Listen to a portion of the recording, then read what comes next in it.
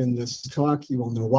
I teach at Marquette University in Milwaukee, Wisconsin. That's where I grew up, and that's where I live now. Many years ago, starting in 1999, I think, I helped create an entire monthly course called Understanding Capitalism with my friend and comrade Doreen Nicholas at the ISD. So we used to have, she and I used to do this much more intensive version, which then is, in the years since then, has sort of shrunk down to this 2-hour session. And as usual, we're going to set aside the second hour of this for small group discussions. So I'm only going to take an hour of your time. Also going to make it very participatory. I try to make these things as lively as I possibly can. I'm going to involve you all in some questions and discussion and so on and so forth. But I mentioned the longer version of this course that Doreen and I put together for years on end. Just that I could talk about this stuff for weeks on end. Let me. So if folks aren't interested in talking about any of the issues that come up today in more depth, I will be here all week. So please don't be shy. Please come and meet me at meals and at the quarry and things like that. I'm more happy to have debates and discussions and continue the dialogue. A lot of what I say for this afternoon is going to build on several things that Mason and Brian said yesterday. They both brought up really important aspects of social ecology perspective on capitalism. I'll take off from the foundation that they already set, and I'll tell you right now the conclusion. I won't leave you in suspense. From a social ecologist's point of view, capitalism is an irrational system. It doesn't make sense, and social ecologists believe that capitalism cannot be made rational. We don't think that's possible. We look at capitalism as flatly incompatible with human needs, and think capitalism as fundamentally irreconcilable with the basic ecological parameters of the planet that we, the only planet that we have, as far as we know. And we think that part is important. We're not reformists when it comes to capitalism. We are radicals when it comes to capitalism. We are abolitionists when it comes to capitalism, revolutionaries when it comes to capitalism. And we always have. In about a minute, I'll say a little bit more about that. Always have part, because I think it's important. For social ecologists, the problem with capitalism is not just its particular manifestations. It's not just like industrial factories and polluting technologies and multinational corporations and billionaires who want to send themselves to the moon and stuff like that. For social ecologists, the problem with capitalism lies at a deeper level. The problem is the fundamental structures of capitalism as a system. And that's going to try to get us to think about today. I want to get us thinking about what are the fundamental features of capitalism as a system. See if we can sort of dig that out.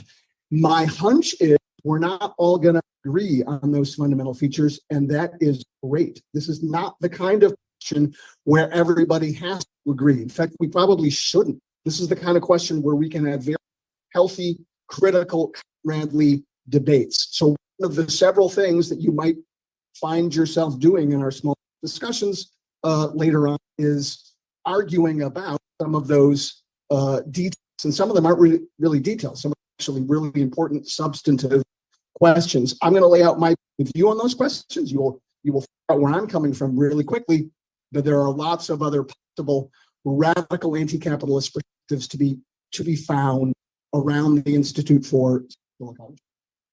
Okay.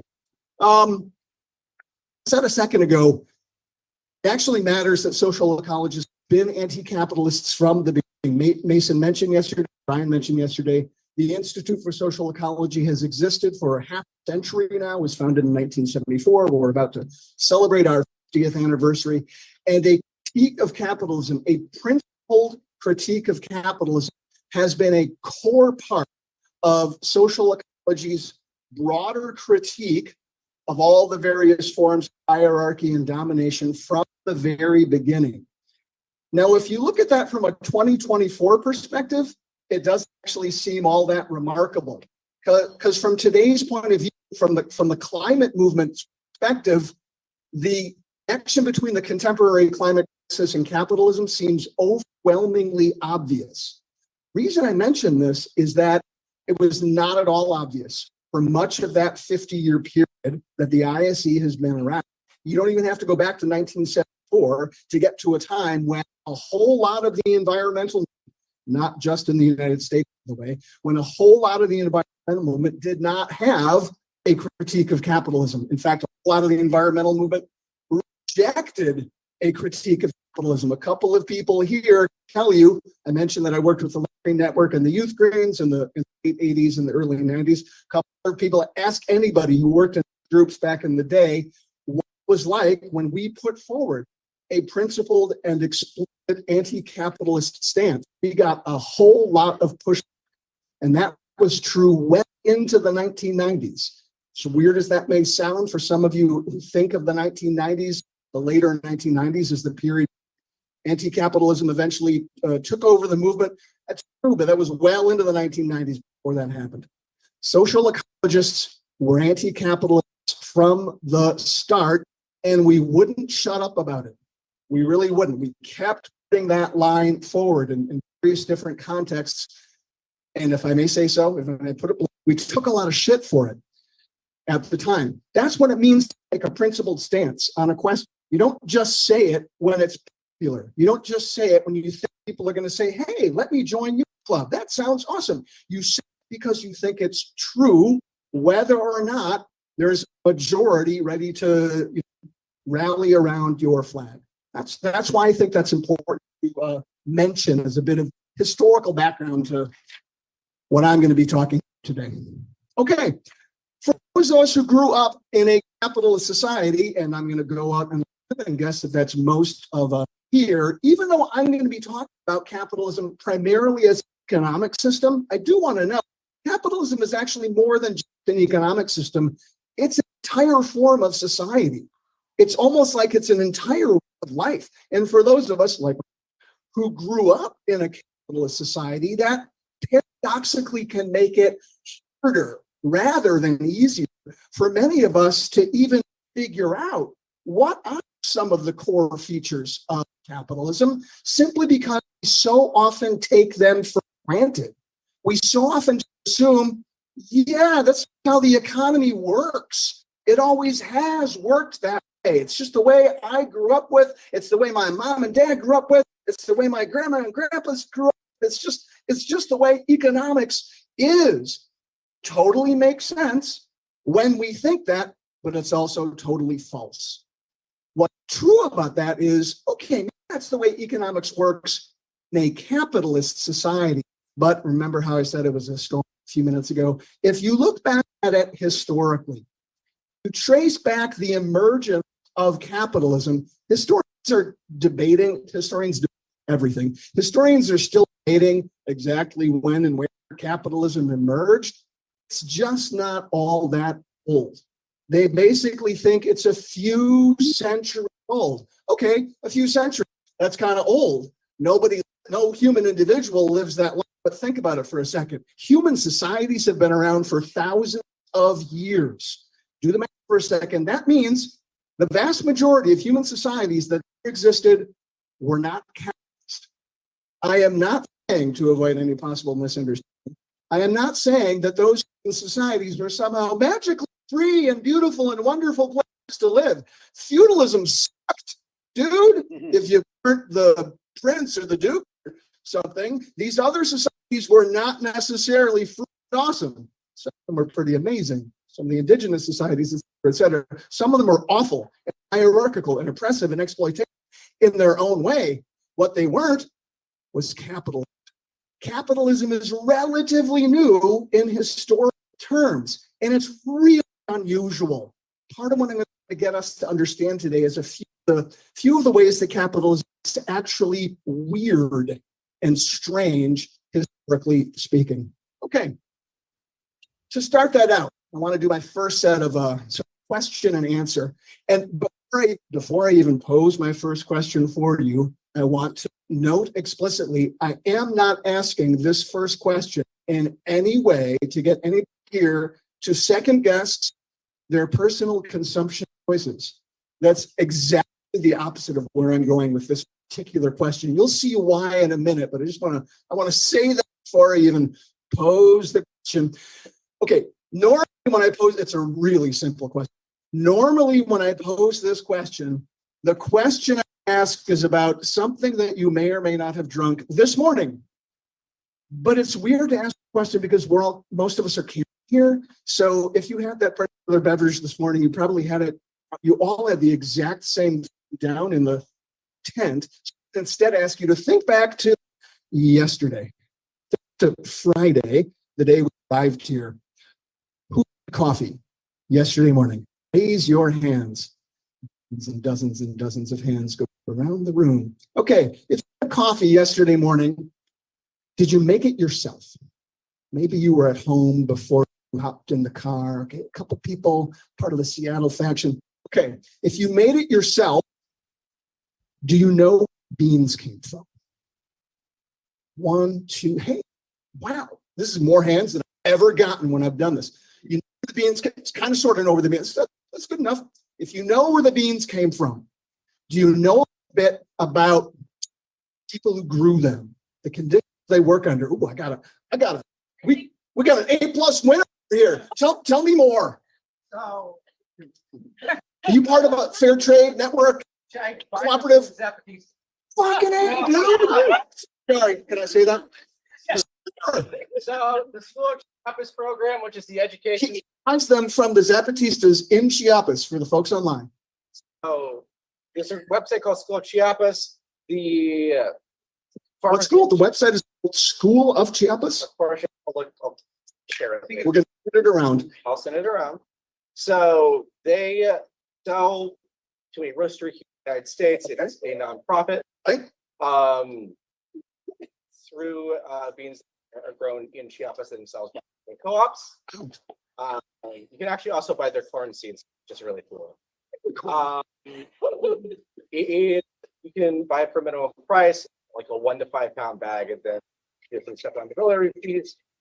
There is a minimum requirement. You can also pay more. Sure. So Solidarity. Yeah. Essentially, you can also buy boots from Stewart. Am I allowed to say your name? Sure. Talk to Dominic. That was awesome. Can anyone more or less match that level of knowledge for those of you who made your home? No, I'm with him. Yeah, that's okay.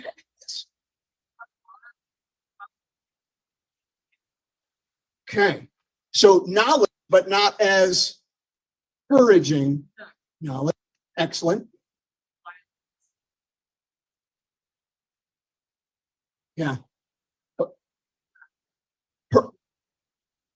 Exactly. Her answer was she's pretty sure that her beans came from Guatemala, but was probably made with some form of slave labor. Is for conventionally and for what it's worth, sustainably grown the coffee beans. That's probably the norm for a lot of coffee buyers up here in the north. What I want to note, thank you so much to everybody who can answer that question. What I just want to note is that the vast majority of hands that went up just don't have the information that I was kind of interested in asking. And I didn't even get to stuff like, do we know much about the growing conditions, sustainable, conventional, et cetera, et cetera. I was really kind of more interested in, do we know much about the conditions that the workers work under? And then I had a whole second set of questions about, do we know much about how the beans got from where they're grown up to where y'all started from yesterday? I'm passing somewhere in the Pacific Northwest if you drove, flew, et cetera, et cetera, et cetera. Those are all really worthwhile questions that, for the most part, are just generally hard, most of us to answer. Okay, follow-up question for some of the others here. How about those of you who didn't make your own coffee yesterday morning, but went and bought a cup of coffee? Anybody in that group? For those of you in that group, do you know anything about the people who made that cup of coffee? Do you know much about their working conditions, what their workplace like? Do you know if they have much say in shaping their place of work? How much about that? 99% sure they don't have any. You're 99% sure they have no say in shaping their place of work. Yeah. I take it was maybe a chain of some sort. Yeah. Okay. Privately, hourly work. They privately own, they're an hourly worker. Okay, it's probably a safe bet. They have almost no say in shaping their place of work. Anybody in a different Jesse? Yeah, I was in the other group, which because I buy a lot of products, whatever. Like what I find interesting, I think that a lot of people in this place know about the conditions of baristas because many have done part-time barista at some point or another, but You beat me to they it. don't know the conditions about the people. And I think that's an interesting twist from our parents' generation, middle class backgrounds, so they would have neither. Now, some people raised the middle class about at least the service sector at the retail, and that's kind of. That is totally true. JMC just made a really important comment. It's about 5 lines later here. No, Sorry. no, right on. You are so right that a lot of folks here, without making any assumptions about anybody else's background here, I work a lot of retail. I waited tables. I did a lot of that stuff in my younger years, and it gives you that perspective of what it's like to be the person doing serving at the tail end of the process. I still had no freaking about anything that happened prior to any of the production process that happened prior to that point. I had to work in a really ritzy, fancy club up in Northern Michigan where the top executives from the auto companies came in the summer in the late 1980s. So I served some really people. I just had no idea where the stuff that I was serving them came from before it got into my hands and then into their mouths. So that is a really important point. Some of us do actually have some sense of what it's like to be the barista, be the person who's preparing that cup, depending on where we may not have worked or where our friends were or something. And just to point out, maybe some of us went to the local food company to buy that cup of coffee. That's entirely possible. And then maybe you actually know more the conditions of work, and maybe those conditions are better. Not perfect, God knows. For those of us who work in food co-ops, it's not an ideal situation, but it's going to be different from. So you might have some information. So here's what I'm getting at. And again, just to be really clear, the point of this is in no way to make anyone feel bad about their personal consumption choices. Because did I ask anything about the consumption process? Did I ask you how your coffee tasted? Did I even ask you how much it cost? I didn't get into that. The stuff I am trying to ask us to think about has much more to do with production. I'm interested in where did this stuff come from? How is it made? Who is making it? How does it get from one place to another? And what I'm trying to get us to think about is, why do we typically know, with this really important exception, the Zapatista cooperative, which I totally want to learn more about from Dominic, with this really important exception, which is important, these alternative possibilities exist now under capitalism and could be built on and could be enlarged. They could take space away from the existing capitalist economy. Those are exceptions. The norm of capitalism is that most of us, most of the time, effectively know next to nothing about even the most simple items that we use every day. And note, I only asked about the coffee. What if you put sugar in your coffee? Where was that grown? Under what conditions? The labor? How did it get from here to here? And so on and so forth. The questions get really, really complicated, really, really fast.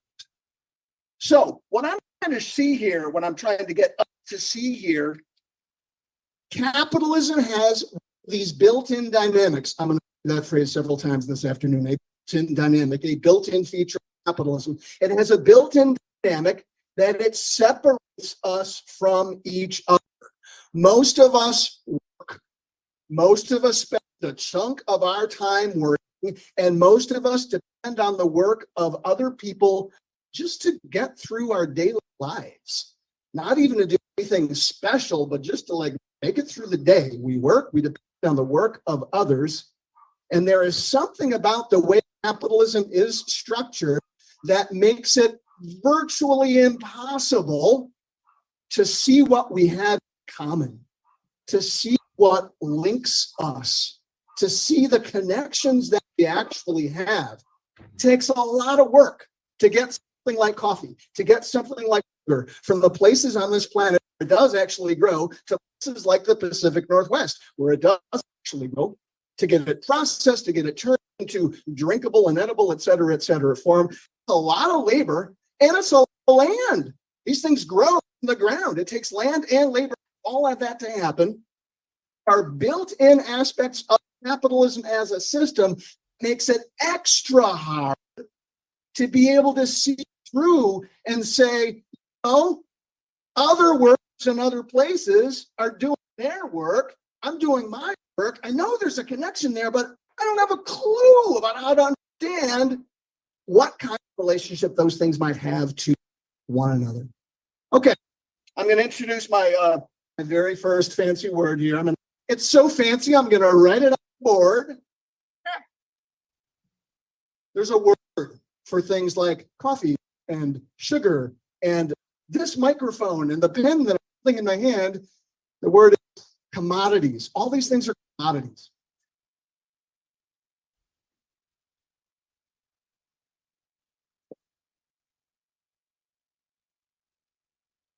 There's really nothing that special about commodities under capitalism. Under capitalism, commodities are extremely special. Don't go away, commodity pen. Under capitalism, commodities are simply things. Basically, commodities are virtually anything. Under capitalism, almost anything can be turned into a commodity with exceedingly few exceptions. They don't even have to be physical objects. Services can and are commodities. When I worked as a lawyer all those years ago, my labor was a commodity. Actually, everybody's power is a commodity. That's a difference. But just the work that I did, walking across that floor, dressed up in my uniform and putting things down in the right way, that's not a physical object. That was just something I was doing with my, with my body. It's a commodity. All sorts of things can be commodities under capitalism. What makes something a commodity is not about any inherent feature of the thing itself. There's nothing special about coffee beans. There's nothing special about sugar cane. There's nothing special about whatever various plastic this pen is made of. There's nothing about those objects that says they must be commodity. What makes something a commodity is simply status as an object of exchange, something that can be bought and sold. That's what it means to be a commodity. In fact, according to one definition of capitalism, capitalism is a system of commodity production, a system where things are produced in order to be exchanged, in order to be bought and sold. So there's nothing specific to the items themselves.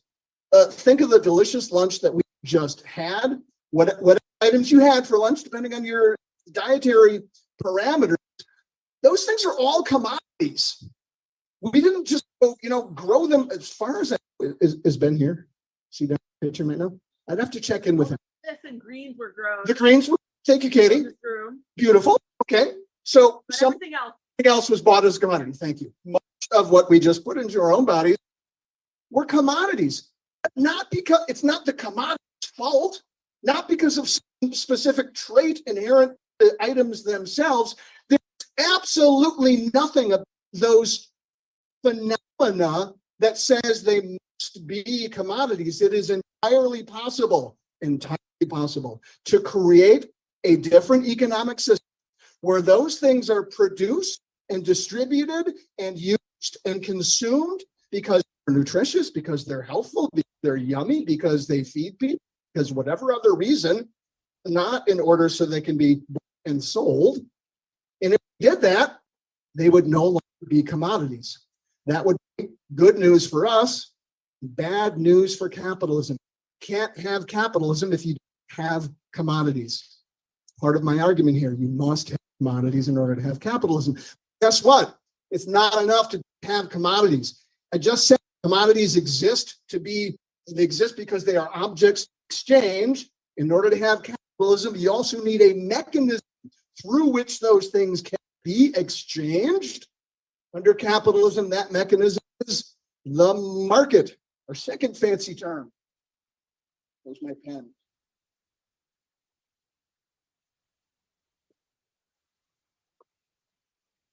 This one's really interesting. This is one of the weirder aspects of capitalism. Markets have existed for a really, really, really, really long time. Markets are way, way, way older than capitalism. There's nothing specifically capitalist about markets as such. Does anybody by any chance know a little bit about that history? Does anybody know a little bit about what markets looked like in non-capitalist and pre-capitalist societies? What do you know? And it used to be a marketplace. A marketplace. Yeah, it was. Yeah, they have a bazaar in the middle of town where people would come together to exchange their product. Beautiful. So a marketplace, John, to the front. So I'm going to repeat it. A marketplace in pre-capitalist societies was very often an actual place, a physical location. Sometimes it was in the center of town. Sometimes it was interesting. Sometimes it was decentralized somewhat.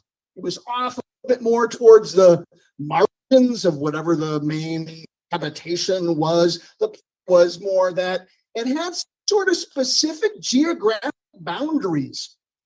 There was a place you were expected to go if you were going to engage market exchange. You're supposed to be buying and trading and selling stuff in the rest of your community. The rest of your community was not for that kind of behavior. And that was totally cool because in non-capitalist economies, most of economic life does not depend on buying and selling stuff. Again, to be really, really clear here, that doesn't mean your non-capitalist economy is a wonderful egalitarian utopia. It doesn't say anything else about your non-capitalist economy. It doesn't say if it's free or if it's authoritarian or if it's scary, wonderful. All it says is markets aren't all that important in these other economies. They're there, they exist, but they have specific functions that generally smaller scale, geographically bounded.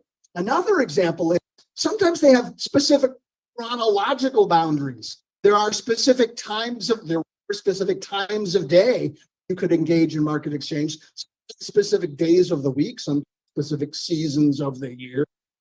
The idea was, yeah, it's okay to engage in buying and selling, but you're supposed to do it in these particular ways. Most of the rest of economic life didn't revolve around markets and certainly didn't revolve around commodities. In non-capitalist economies, those things exist, but they're not central. Look at our economy today. Under capitalism, the market is not only absolutely central. Can you imagine an important economic activity that somehow happens magically at the height of market exchange? It's not central. It is everywhere all the time. It is 24/7, 365, 366, 367 days a year. Not many days in a year, but you see what I mean. The market is a constant, never-ending presence in our lives. That's weird. That is genuinely strange from an anthropological perspective, from a historical perspective. No other human societies have ever operated like that. Okay, I know I'm going through this kind of quick. Is that okay? It's okay if I push on for now. All right, so in an ideal capitalist world, if you talk to proponents of capitalism, if you talk to people who are champions of capitalism, which I actually, believe it or not, totally serious, I actually recommend it. I recommend sitting down, talking with a genuine enthusiast to hear their point of view.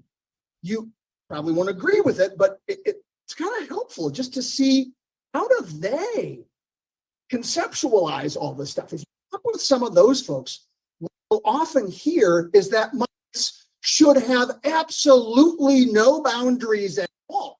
They think markets work best when they are totally unfettered, when there are no limits of any kind. They think that that's a market utopia in the view of proponents and admirers of capitalism.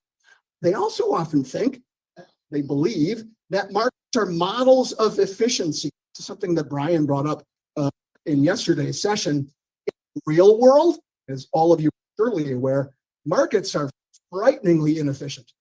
Markets in reality are astonishingly wasteful. So much so that mainstream economists spend a lot of their time trying to solve the problem of market inefficiency. It's actually anything but an efficient system, despite the claims of people who want to celebrate capitalism. I think that matters.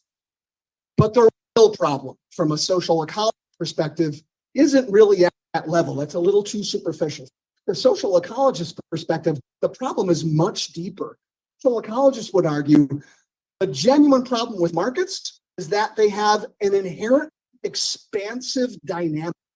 They have a built-in dynamic, there's that word again, a built-in feature that makes markets try to keep growing ever larger and keep expanding to more and more spheres of social life and keep trying to expand to ever larger parts of the natural world.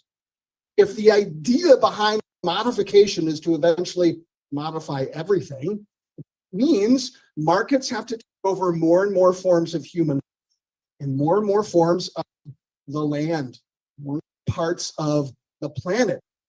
And if markets are already unfettered and unbounded under capitalism, there's no way to stop that.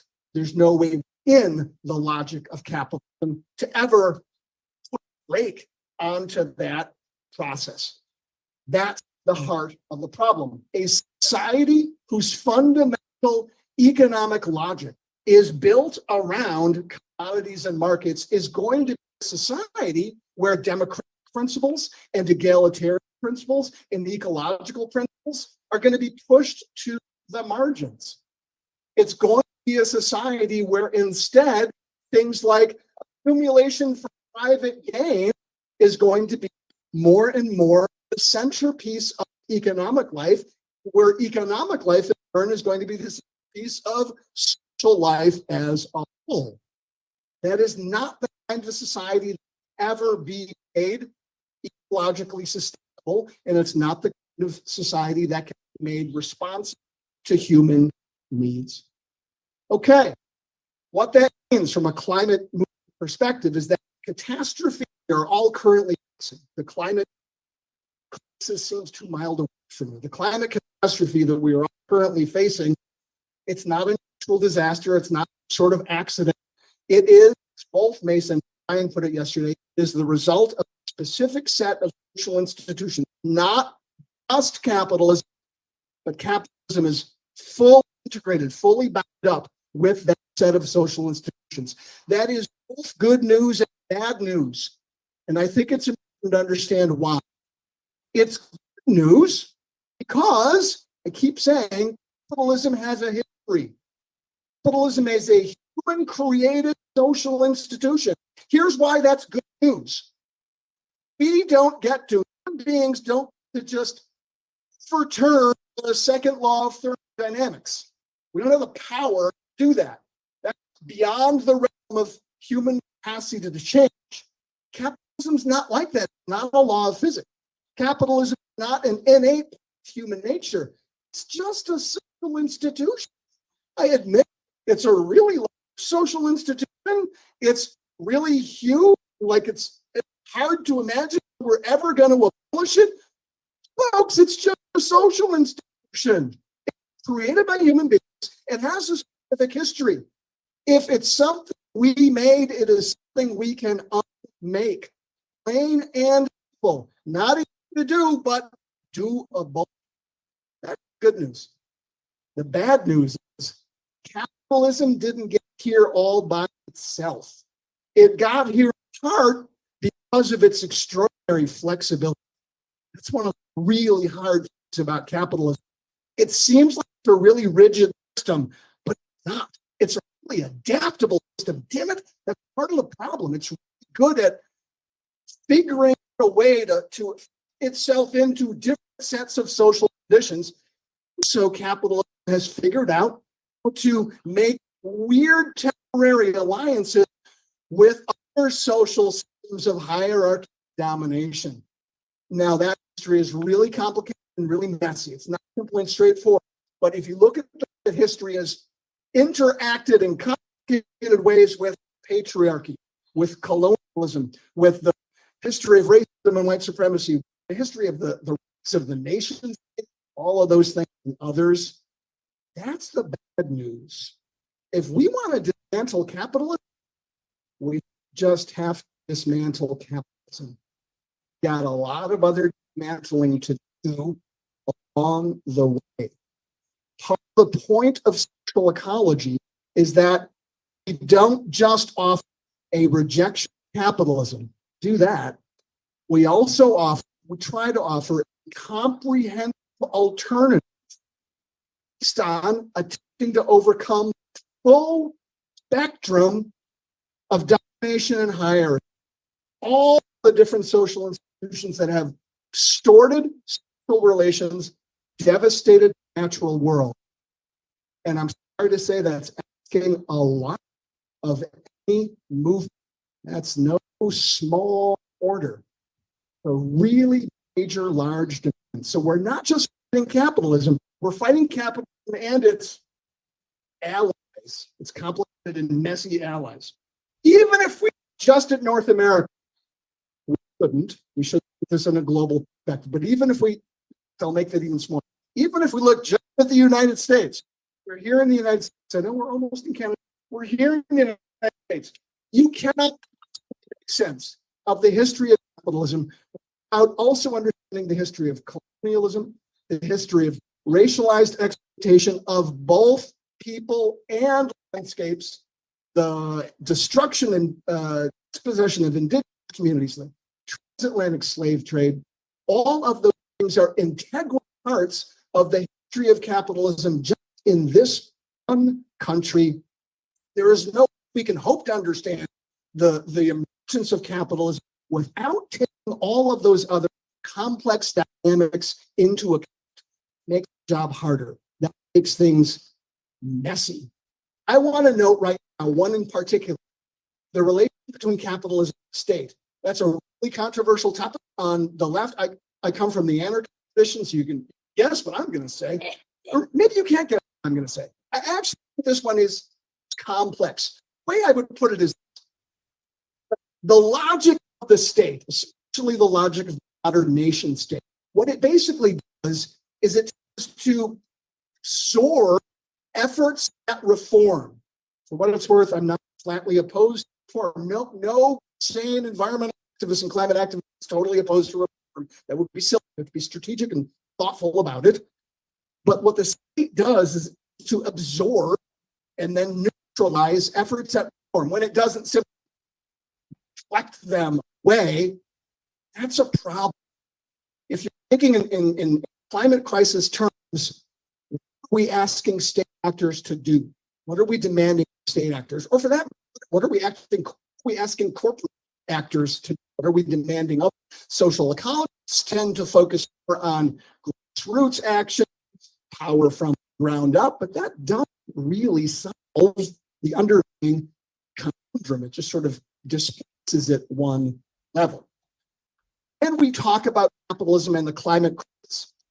The usual answer to that, and the answer is not, but the usual answer is basically to say capitalism takes power away from workers, most of us, and gives power to a small stratum of owners, investors, executives, managers, what have you. That's absolutely true. I'm not denying that. But what I want to ask all of you to consider for a moment, and this is hard, this is challenging. This gets us back to a question that came up in Brad's presentation. Turn led to a question Was it Katie West? Somebody asked it. It was a great presentation and brought up all these interesting questions, but it led to interesting sort of back and what I want to consider is the ways in which capitalism, when you think about it, weirdly disempowers absolutely everybody, including the people I don't want to use for, the really scary people that we hate and despise, who have way too much power. They are paradoxically disempowered capitalism. The way you can get a sense of that is think about the periods of crisis that capitalism repeatedly produced, where even extremely powerful, extremely wealthy, extremely prominent people cannot fix the problem. Look at the financial crisis of 2008. Think about the very famous companies that went totally during that time, but the very rich people lost everything during that period. Look about the inflation crisis now. A president struggling to get inflation control. Companies trying to either bigger off of inflation or get things under. Bankers trying to, very powerful people trying and utterly failing to solve what shouldn't be a particularly hard problem. It's like a problem, for God's sake, they can't solve. And then think of the hard ones. Think of the Great Depression in the 1930s. Just a catastrophic failure of capitalism where it of all sorts of very rich and very powerful people completely out of business. Some of them ended their lives because of it. There are any number of historical examples of this. Really powerful, really wealthy people who are totally powerless to affect the course of capitalism when they really want to, when it means something to them, when their own livelihoods or their own power is on the line, and they can't. If you think about it from that point of view, I'm not asking you anyway to feel their pain, to feel any pity or remorse for them. I'm just asking you to think from a structural point of view for a second. When you think about it that way, capitalism sometimes looks like a runaway train. Nobody is driving. No, most of us are in the middle or the back of that plane. We're not up in the front. We're not up in the locomotive or the engine or what's in the train? What do you call the thing in the front of the train? We're not up there. Guess what? The people who are up there, they have no clue what they're doing. Can't steer the damn thing. They keep trying to pull the brakes and the brakes aren't working. It's a serious problem. I want us to think about what that means for our understanding of capitalism. One possible implication of it is if capitalism is a system that wasn't designed by any, for any particular persons or groups or whatever benefit, if it's just a really fucking system that keeps doing its own thing, regardless of whoever thinks they're in control for a few years. I'm not necessarily advocating this my actual current position, but it's a real possibility that we need to give some serious thought to. Okay, I want to get to wrapping up, and Mason, I totally lost track of time. 2:53. So I should do like 5 more minutes? Okay, I will do 5 more minutes. Here's what this makes me think. Sometimes capitalism works the way it's supposed to work, and that really sucks. Because we don't want capitalism to work the way it's supposed to work, but sometimes just kind of stop working for a while. And no one, the world's most brilliant economists figure out why it's doing what it's doing, but it keeps doing what it's doing. Here's the thing. When capitalism fails, it doesn't fail equally. And when it's weird partner / the state, when the state fails, it doesn't fail the same for everybody.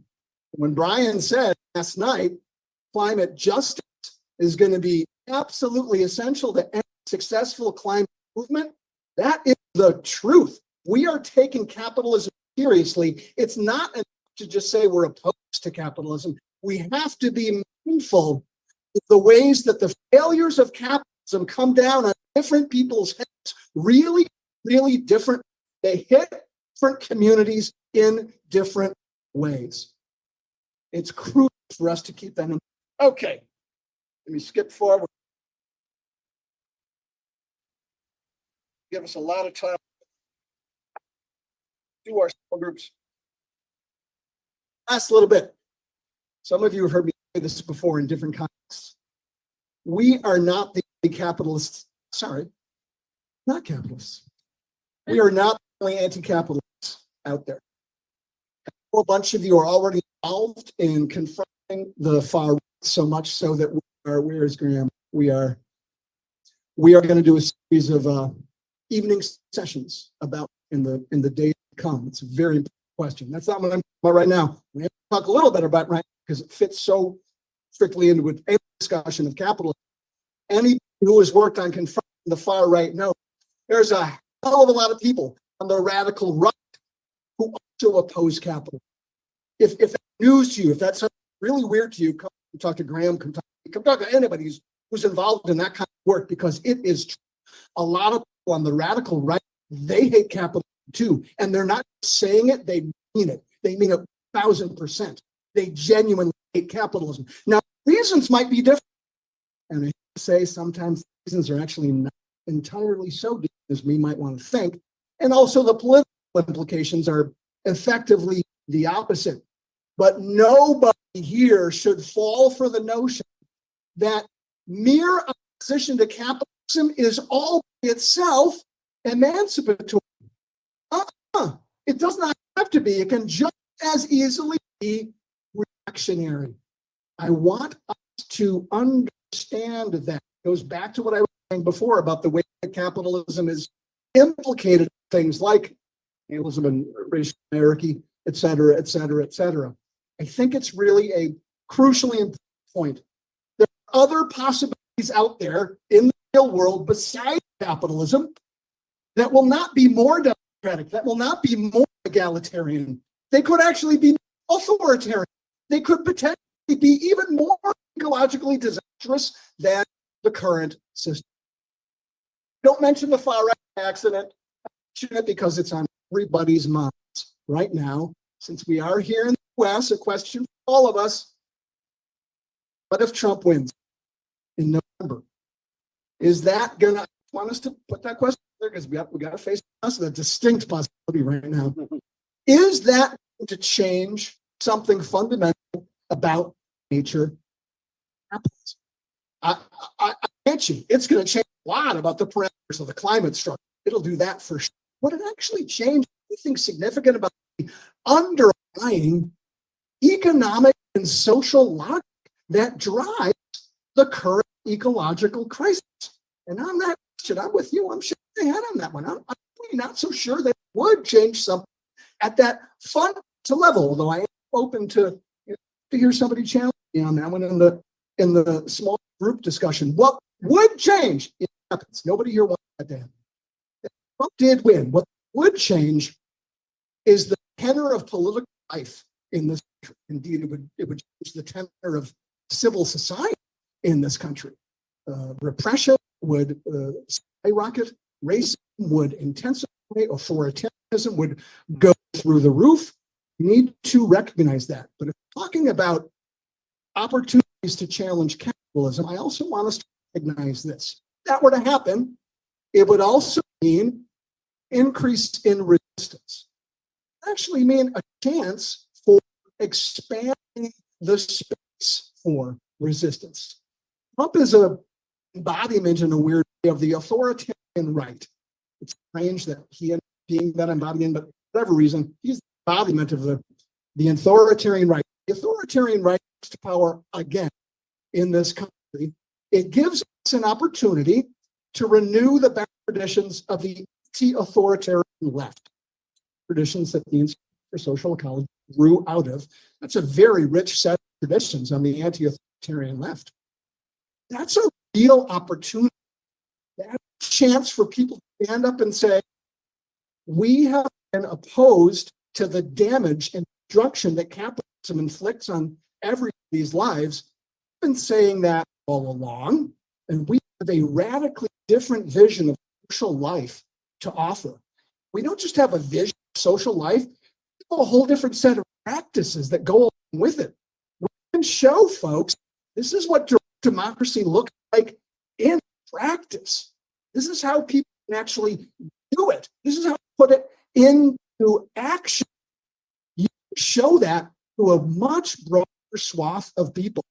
Because if that's what happens in November, and again, I hope it does not happen. If it happens in November, what I think you're going to find is that a much broader section of people who are not previously looking around radical alternatives, they are going to be looking for radical alternatives because a gaping hole at the center in this country.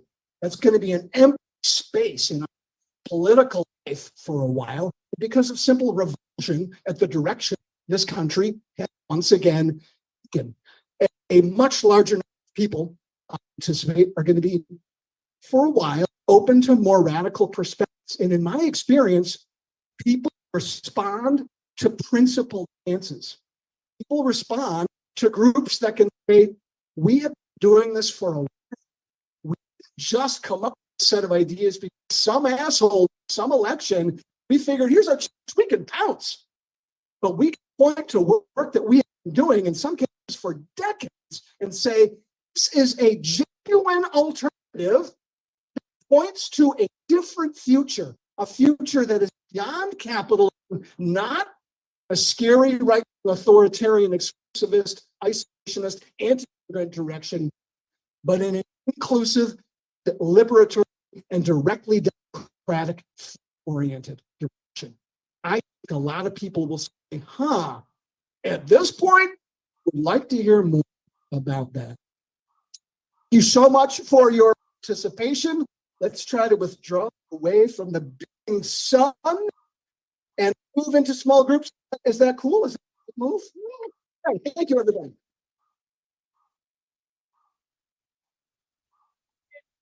Prompting questions you want to throw out now on the board?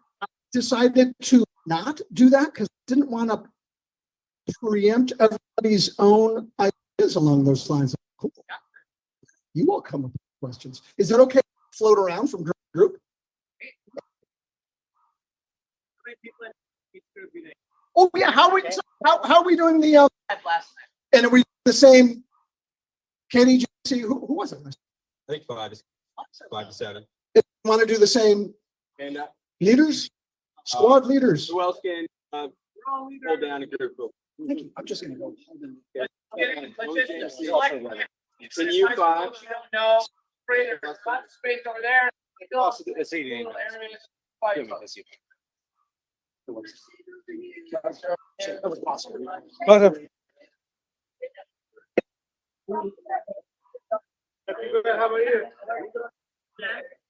I don't know. Yeah. All right, guys, we are inside a live socialist training right now. As a reminder, I can't control their tech issues. Every moment you spend complaining about their tech issues is a moment you aren't listening. And they've just ended the Zoom meeting. Now, that's not to say they won't come back. I mean, so essentially what happened, and we do have other stuff for Socialism Saturday, guys. Don't worry about it. We got other stuff too. It just started an hour earlier than I thought it was going to start because the presentation that we just watched, basically was supposed to start at 7 p.m. Eastern tonight, and then literally at 5 p.m. Eastern time, I get a message from the person who signed up for that training, and they go, Carlin, surprise! They 9 minutes ago they decided to start the presentation early, and I was like, what the fuck? I was laying in bed, I was taking a quick nap, and I had to haul ass to get online. Didn't even get to do makeup or anything like that. Not even wearing my usual socialism shirt to get the stream up so we could get the recording. So, guys, like, here's the first thing I want to say. When we go inside live events, if you're complaining about the audio the entire fucking time, or you're complaining about some other technology related issue that is related to them, like, I'm just going to say it, like, it seems actually to be really unappreciative of what you are seeing right in front of you. A lot of you claim to care about the left. You claim to care about what the left is doing, and I do think many of you do. But if you care so much about what the left is doing that you can't get over a very slight audio issue in which you could still hear everything they were saying, that no one could do anything about, that no one could fix, like what exactly do you want me doing about it? That is a live event literally streaming from the middle of the woods right now that you never actually would have seen or gotten any access to if I hadn't streamed it. And so, pardon my questioning of your general commitment when you're literally getting access to a private, exclusive socialist training that you will not get anywhere else. It does not exist anywhere else but here. And you literally spend the entire hour complaining about the technology and not listening to a word they're saying. Like, that doesn't actually make me want to continue to the stream. If I'm let me just be blunt. That does not make me want to continue this stream. I can end the stream right now and go grill and hang out and drink some beer and watch a movie or something like that. I don't have to do this, you know? And it's just like the entire hour of that. Like, I was the one that hauled ass over here early to get this started for you guys. And all I got was complaining about the goddamn audio the entire goddamn time. And I understand that it's frustrating when audio issues occur, but when we are going inside a live private socialist training that they're literally streaming from the middle of the woods and the entire chat is complaining about the fucking audio for an entire hour, like, what are we doing here? What are we doing here? Come on. Maria C., happy Deepwood Socialism Saturday. Yeah, thank you for that. Everyday Therapist is back. Everyday Therapist, I'm glad you're back because they just ended the Zoom. But I think that they might do another one at some point. So by the way, guys, thank Everyday Therapist for the access to this event because she's the one that signed up for it and is the one that's providing access to the event. Everyday Therapist, I'm going to open my email and if they send you any further emails, let me know and we can go back. But it does seem as though they're shifting into small groups for right now. But that doesn't mean we have to stop. I actually have other stuff we can look at. Julie, now my entire internet's going to go down because I'm opening my email. That's gonna take some time. Okay, Everyday Therapist, if they come back, can you just ping me in the chat and let me know that you're sending me something? That would be great. Julie, thanks for the super chat. I really do appreciate it. Guys, we are just starting Socialism Saturday. Relax. I had to do this on the fly. I wasn't that presentation wasn't supposed to start until 7:00. If you're going to complain, yeah, exactly. If you're going to complain about the audio issues that I literally can't do anything about as I'm trying to bring you inside a live socialist training, at least send a fucking super chat or something. Like, for real. For real.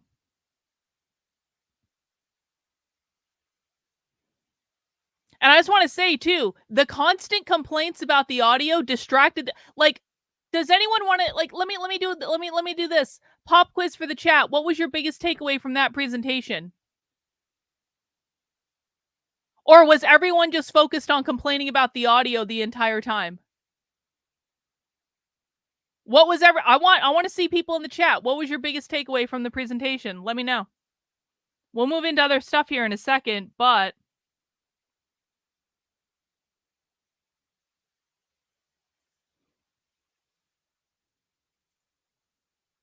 what was everyone's biggest takeaway?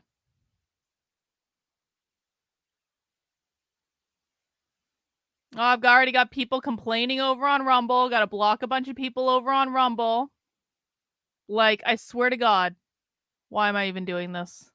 I could be barbecuing right now. I could be hanging out. It's a really nice day outside. Husband just cleaned out the whole grill. Got some kielbasa I could be grilling right now. I've got some beer. Just go hang out. I could be doing that right now. No, I'm sitting here listening to people complain about things I can't control. Nope, you can't do that. Goodbye. Goodbye, people over on Rumble who are complaining. Rumble is actually the worst. They truly are. Like most entitled people in the world. Okay, let's see what people learned. Let's see what people learned. Hang on. I'm not accepting Okay, I'm not this is not a good answer. No. This doesn't count. This is lazy. Stop being fucking lazy. That's lazy. That coffee is oppressive to coffee makers and capitalism makes coffee people oppressed. I'm not sure I would accept that as an answer bot. They all want to dismantle capitalism. That's not new information, so that doesn't count as an answer. I thought it was interesting that he said they had right-wing allies and not all of them were capitalist enemies. Yeah, I didn't even hear that, probably because I was dealing with people complaining about the audio. So that's a great first good takeaway. SB, gold star. That they look at a Trump win as an opportunity to spread their radical ideology further stood out to me. Well, Nick Fuentes was just talking about this last night on his show. If you've been following my Twitter feed, Nick Fuentes was literally talking about how the left does not see Trump anymore as like a detriment or something that they're afraid of. The left sees Trump as an opportunity. By the way, if you guys missed Nick Fuentes' show last night, go watch the whole thing. Honestly, start to finish. Watch all the super chats. He was awesome last night. Like, really and truly. I was lucky to see it. I was hanging out with Victor and I was gonna spend the night with him, and then he imbibed a little too much and fell asleep, and I was like, all right, well, I gotta go do other stuff. So I watched Nick's show last night and it was really great. Let's see. I thought it was great that he mentioned capitalism was more than an economic system, and that if Trump wins, they can use it for recruiting. Yep. Exactly.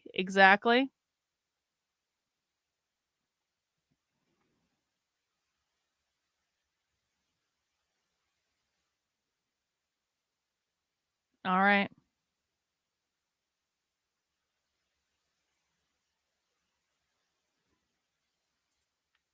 I got here late, but I thought, and by the way, guys, no one was late.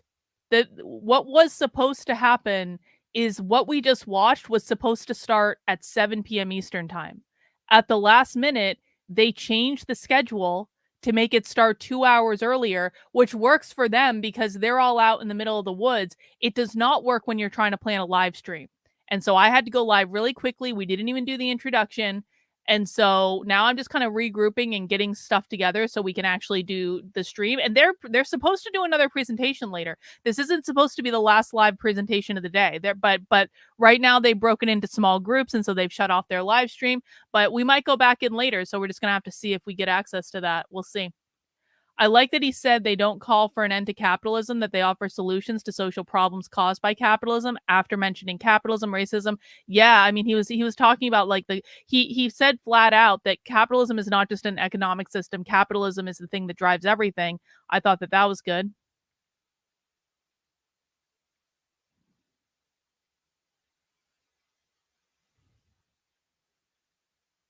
All right. Just going through the chat, guys. All right. Well, this is the official start of Socialism Saturday. Yeah, I know, Laura. The reason you couldn't get any takeaways is because you weren't listening and then you left.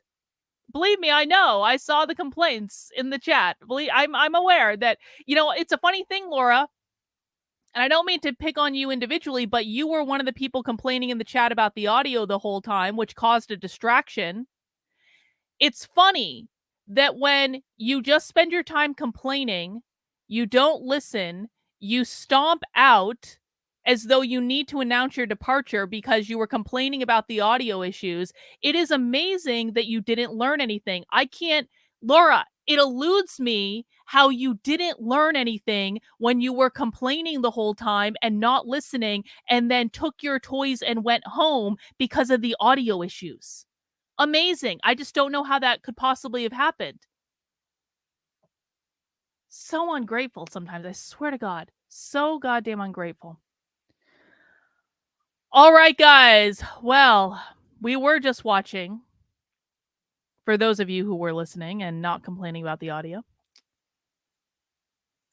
we were just watching the Institute for Social Ecology. Now, this is actually an institute that I've known about for a while, because they're sending you recordings of all the sessions. Well, that'll be good. Awesome.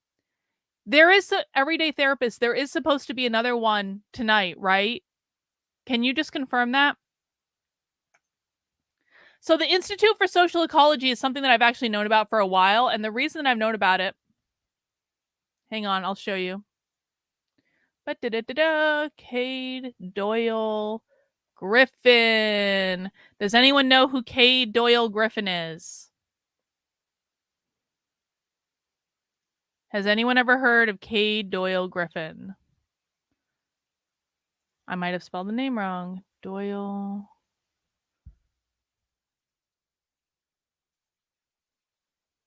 Is that it? There it is. So if you have been a Socialism Saturday OG, you actually do know who Cade Doyle Griffin is. Does anyone recognize? Oh, here's a hint. Here's a hint right here. Oh, wow. Remember?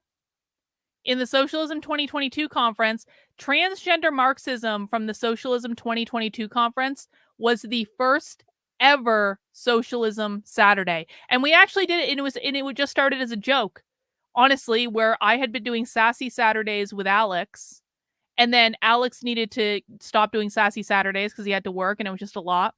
And so I randomly saw that this socialism conference was streaming in September of 2022. And I said, okay, instead of doing Sassy Saturdays, we're going to do Socialism Saturday.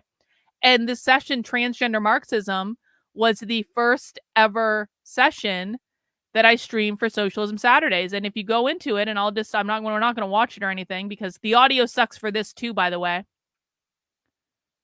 If it wants to load. Hang on, I'll show you who Cade Doyle Griffin is. No, Sophie was there. That's actually Cade Doyle Griffin right there.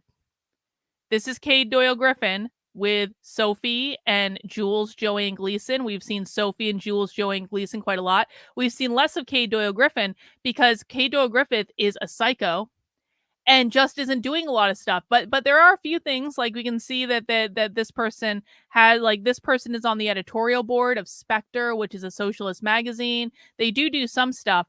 But one video that I found of Cade Doyle Griffin a long ass time ago was this one at the Institute for Social Ecology. Now, the Institute for Social Ecology, I think, started at Goddard College. Does anyone know Goddard College? Has anyone ever heard of that college? Yes, this is how we found Sophie. This was our introduction to Sophie as well.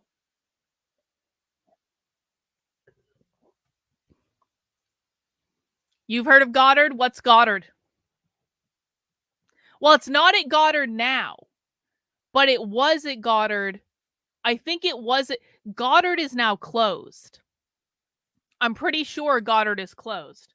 Goddard College closed. I think they closed last year. Yeah, so Goddard College. So here's the thing. I'll show you this. So the reason that I know about Goddard College is because I grew up in Vermont. I think Cade might be sitting on the side in today. I mean, that would make sense.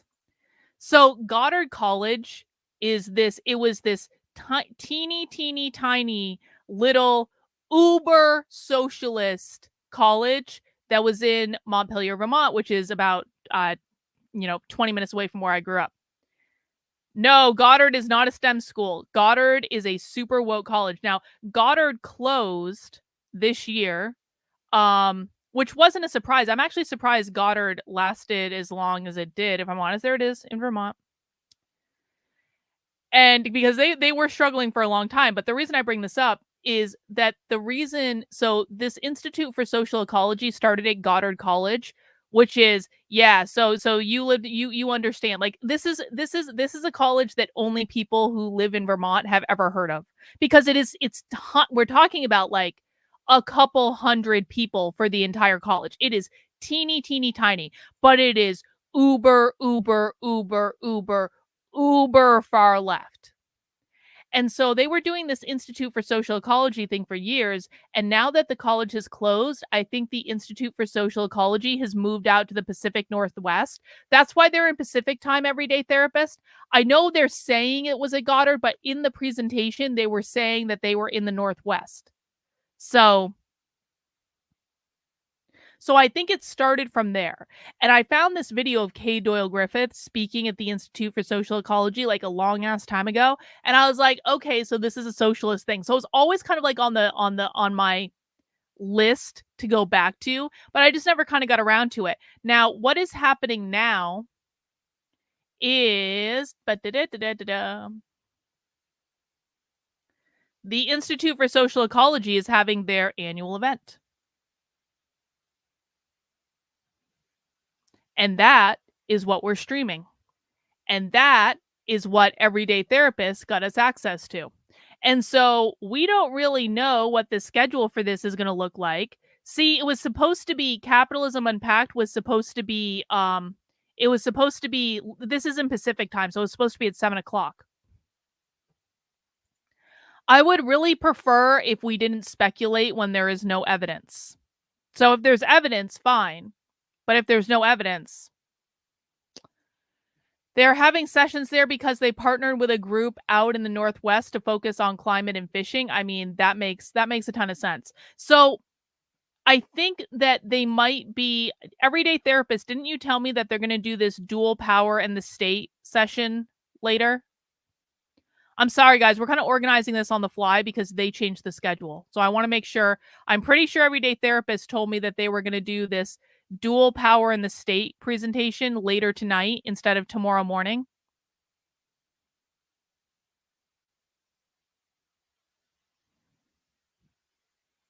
And in the meantime, we have other stuff to watch. We can go to their YouTube channel and find other stuff.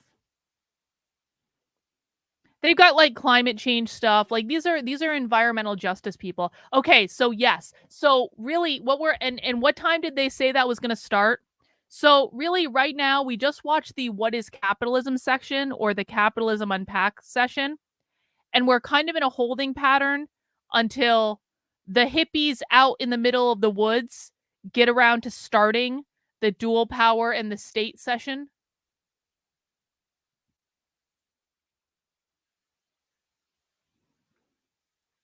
Did they give a time for that? In the meantime, we're just going to go to their YouTube channel because they got a bunch of stuff on their YouTube channel. Check this out. They got a bunch of stuff. Is it in the live session or the video session? It must be in the videos. Hang on. We got a bunch of stuff from last year's summer intensive that we're going to watch. Okay, so we are in a holding pattern for 40 minutes until they get around to starting that session. And Everyday Therapist, just let me know when you send me the link to that session. Because running my email takes about a ton of memory and I don't want to do it right now. But I'll get it up and running just for... But what we can do is watch something else. And actually what I would like... They actually do have a What is Capitalism session from last year we could do. Which actually might be a good idea. Well, what do you guys think? Okay, let me present some options. We can do... Oh, it's the same link. Okay, excellent. Thank you. So let me do some options. Hang on. Let me type this in the chat. We're actually going to do an official poll over on YouTube. And we'll watch something else for the meantime. Guys, please do make sure you mount the like button for me if you would be so kind. What is capitalism? We can do... What are the other one? Patriarchy and women's liberation.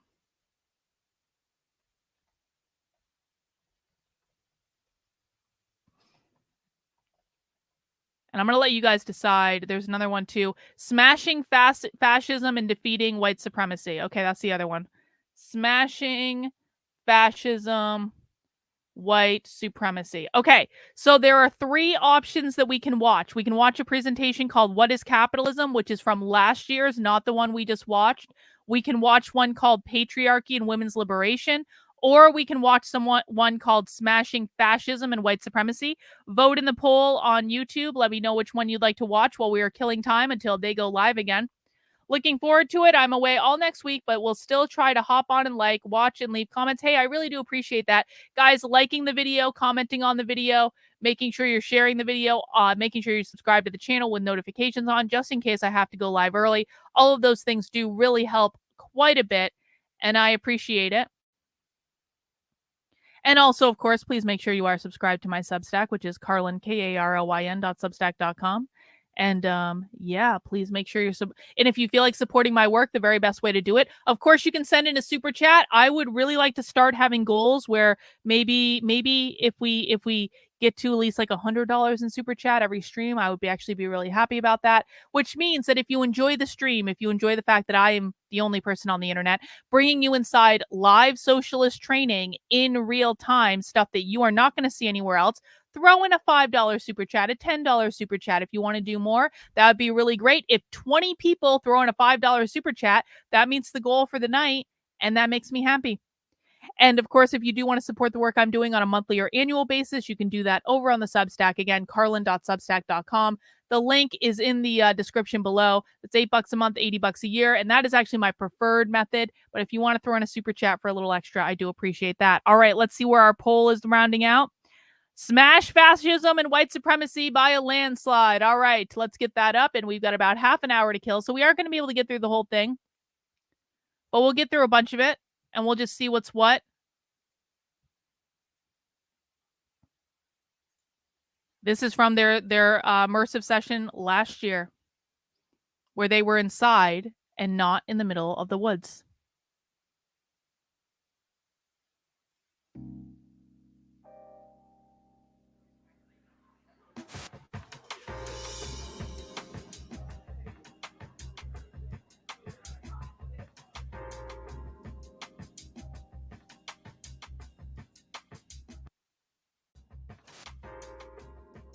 Thank you for being here, and thanks for the Zoom folks for being here. Okay, we are starting ridiculously late. So we were asked, you all know who we are by now, but we were asked to do very quick introductions Same guy, about how I think. each of us relates to this particular topic. So I am Peter Staudenmeier, and in my day job, what I get paid to do is I am a historian of fascism, and specifically what I study mostly is the history of fascist Italy and of Nazi Germany. So that's part of why Mason asked me to be part of this panel, and I am extraordinarily honored to be here with these two amazing people. I'm Jonina, I'm Abron Irvin, and a couple of ways I guess I come at this. Currently, I'm coming at it from the standpoint of the fact that fascism is widely sweeping the United States. We're in close danger of coming to live under a fascist state in America, and being an elder Black woman, Black people in this country are being the victims of this fascism. So I come at it from a personal standpoint of who I am, and then also historically from back in the day with the what the Black Panther Party did. I'll talk about that later. Hello, my name is Lorenzo Cambor Irvin. I got a mic in front of me. I might just get that one. Does that make more sense? Yeah, my name's Lorenzo Cambor Irvin, and I'm going to talk about fascism from the standpoint of a fight back movement. Thank you, Janet. Appreciate it. Okay, so we're going to speak in the same order we just introduced ourselves.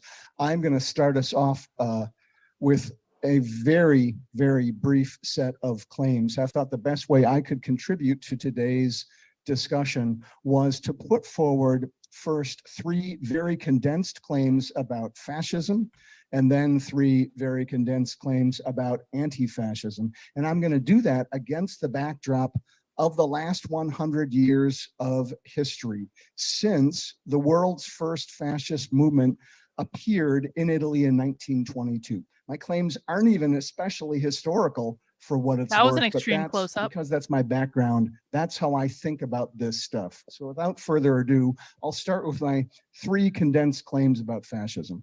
Number 1, Fascism comes in many different forms, and they don't all look alike. So in a few minutes from now, when Lorenzo says something about 21st century fascism, and some of you think to yourselves, that doesn't sound much like Mussolini's black shirts to me, you're right.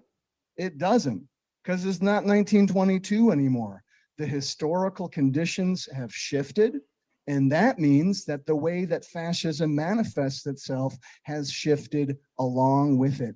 And we need to be aware of that. Fascism is... Pop quiz for the chat. How does the far left define fascism? When they say fascism, what are they really saying? For anyone who's new. By the way, is there anyone new for Socialism Saturday? If this is your first Socialism Saturday, you're really jumping right into it. I'll tell you that. We don't normally do live events for Socialism Saturday, which makes it difficult for us to break down the language and translate it, but we'll do our best. When the far left says the term fascism, what do they mean? They mean capitalism. What do they mean when they say capitalism? Private property ownership. Fascism means free market capitalism. It means your ability to own private property. That includes your children, because they do consider parental rights to be a form of private property ownership. When they say fascism, they mean capitalism. Fascism is capitalism. Fascism is capitalist oppression. It is the system we're all living under. They mean capitalism. Capitalism is the same as fascism. Private property capitalism. They mean private property ownership. That's what we're talking about. For better and for worse, an extraordinarily adaptable phenomenon. That's what it does. That's how it works. We need to be able to adapt to that ourselves. We need to be able to adapt our strategies, adapt our tactics, and adapt our analyses. That's point number one. Point number two, the fascist milieu in any given time or place is typically going to be divided. I would argue it's not typically going to be unified. It's typically going to be divided by factions, by internal rivalries, by disputes of various kinds. Fascism is not monolithic, not normally anyway. If you think about it, we have this room of amazing activists and thinkers from across different parts of the radical left. Let me ask you this.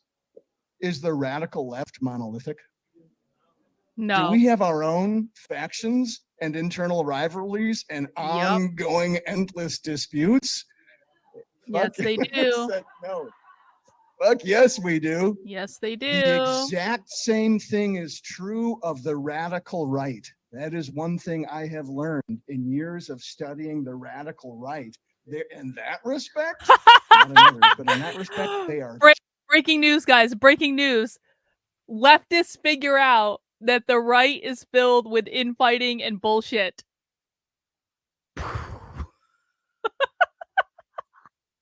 None of us knew that. Just like us, they are riven with internal contradictions and internal competition, so to speak. I think, once again, as anti-fascists, far worse I than think the we left. need to be aware of that. It can help us. It can make our attempt to counter actually them. I'm kind of making fun of this, but I actually just want to point this out, because I see people on the right all the time say the left doesn't have infighting, the left doesn't have infighting, the left doesn't do this stuff, the left doesn't have infighting.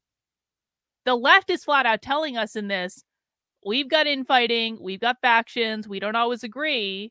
So the left is saying that's not true.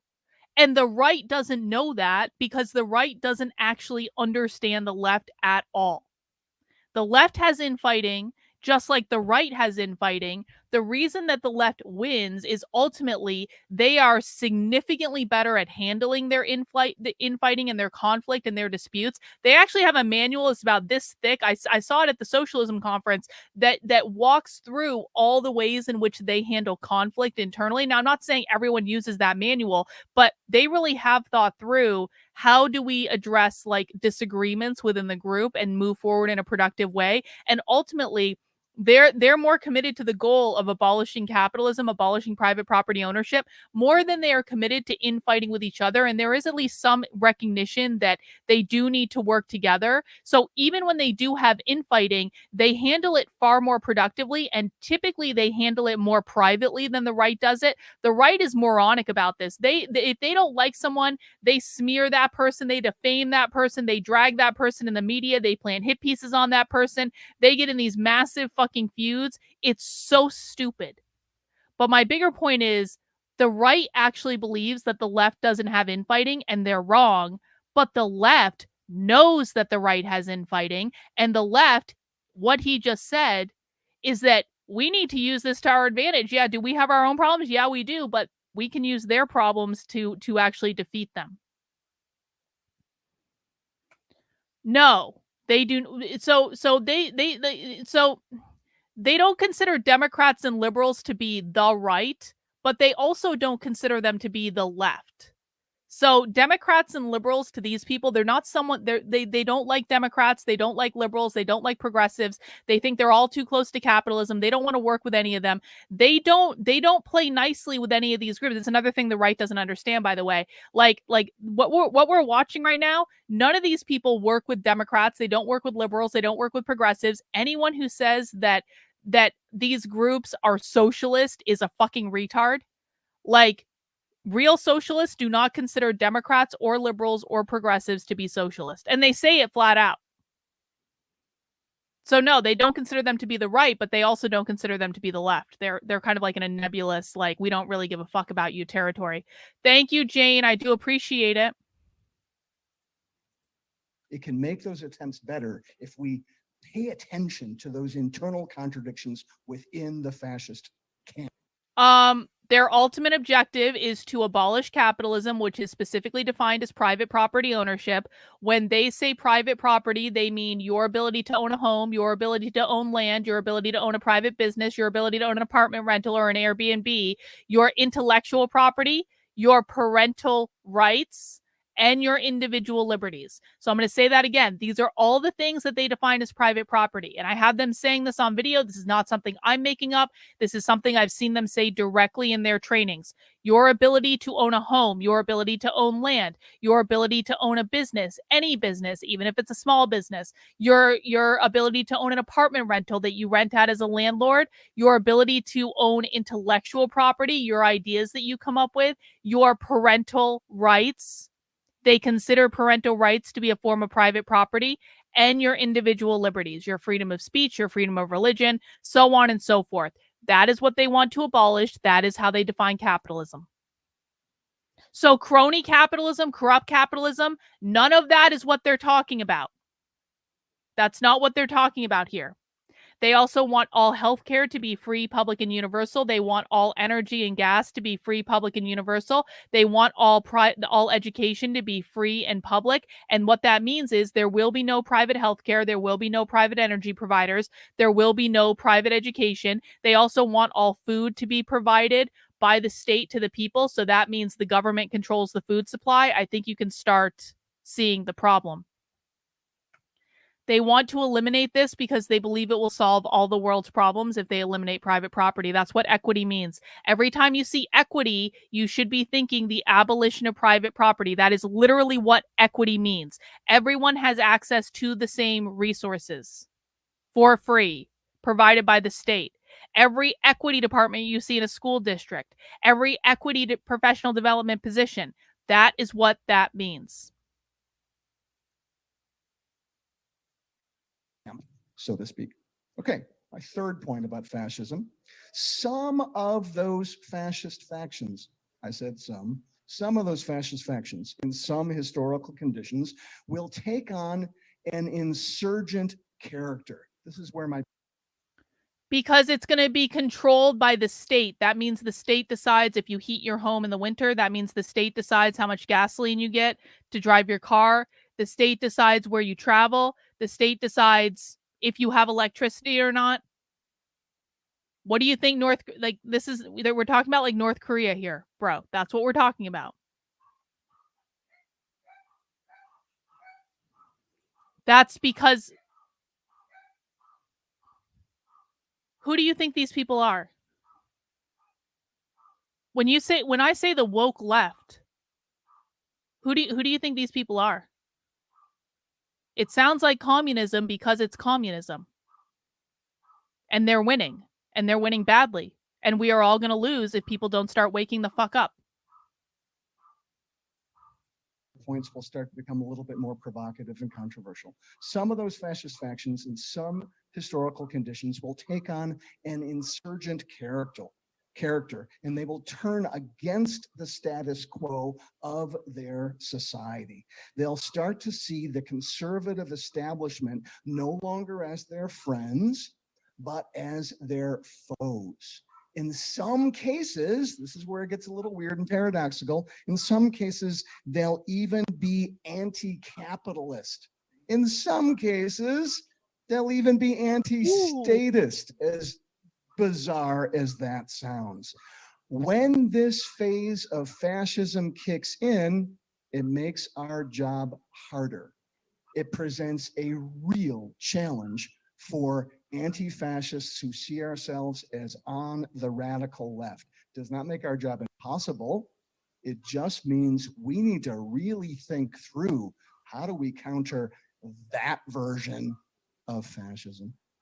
As it happens, that leads me right into my 3 claims I want to put forward about anti-fascism, put forward for discussion and debate and disagreement. Okay, first claim about anti-fascism.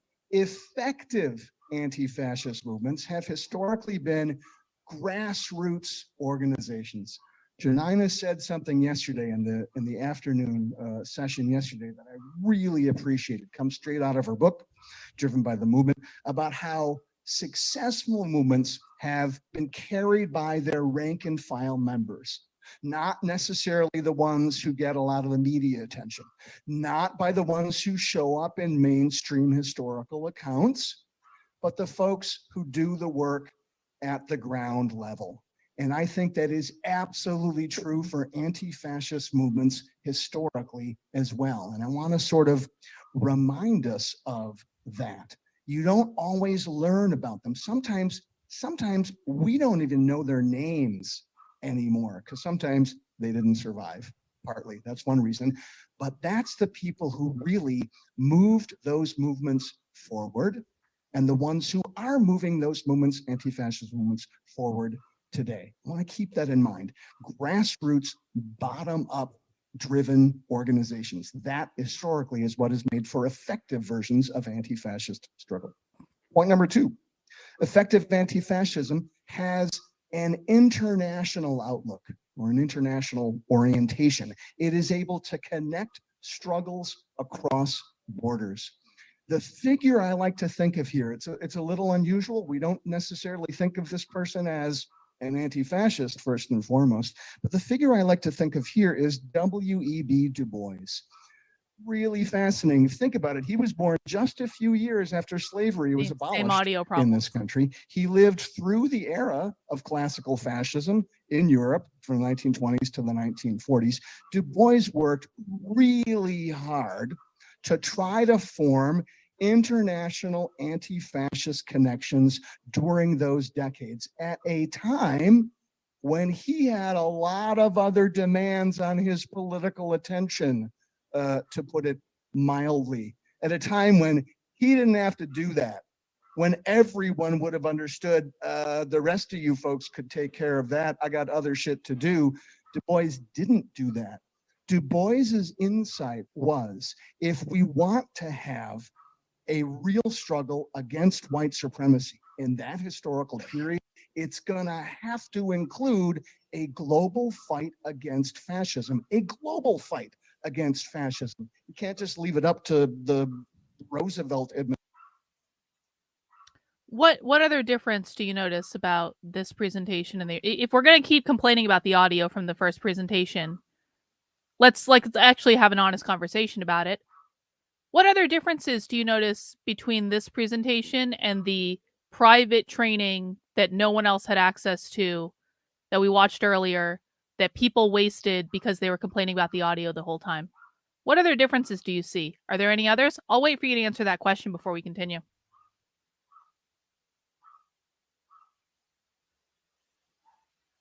I'm looking for SB to answer this. I'm not looking for anyone else to answer it. If we're gonna keep complaining about the audio, what are there any other differences that you might notice? Nope, that's not an answer to the question, SB. I'm asking you to answer the question. Either you answer the question or you get banned, honestly. Like, that's the policy of the channel. If I put you on the spot because you're complaining and then you don't answer the question I'm asking you, then ban. That's the policy. So what other differences you're a smart guy. What other differences do we notice?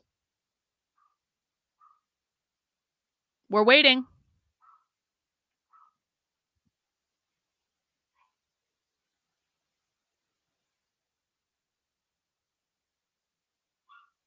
I'll sit here and wait, bro. We're all waiting for you to answer. What other differences do you notice between this presentation and the one that everyone was complaining about earlier? It's really simple. You know the answer to it. The only reason you're not answering is because you know the answer to it doesn't make you look very good. So we're going to sit here and wait until you answer. And if you refuse to answer, I'm just going to ban you.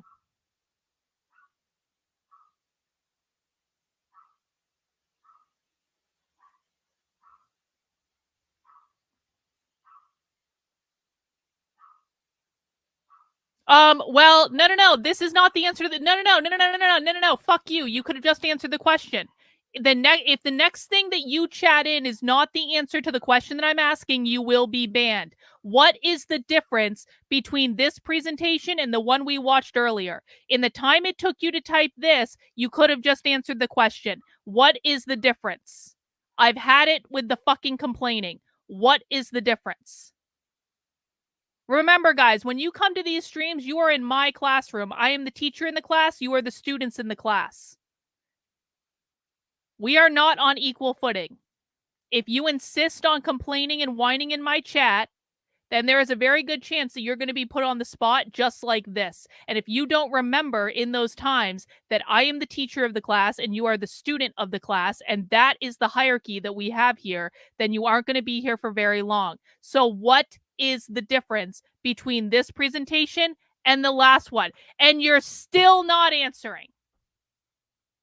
So SB, I can only assume that you don't actually want to be here anymore, which is a shame because you actually do participate in the chat. So this is your, bro, one last chance, and you're actually getting one more chance than I would give anyone else. What is the difference between this presentation and the one we watched earlier? If you do not answer the question directly and succinctly, and if you say anything else that is not an answer to the question, you will be permanently banned and you will not be welcome back. All right, so, bro, answer the fucking question or you will be permanently removed and you will not be welcome back. And the only reason you didn't get banned on that is I know there's a delay between when I say something and when you actually hear it. So this is your real last chance, bro. Answer the fucking question.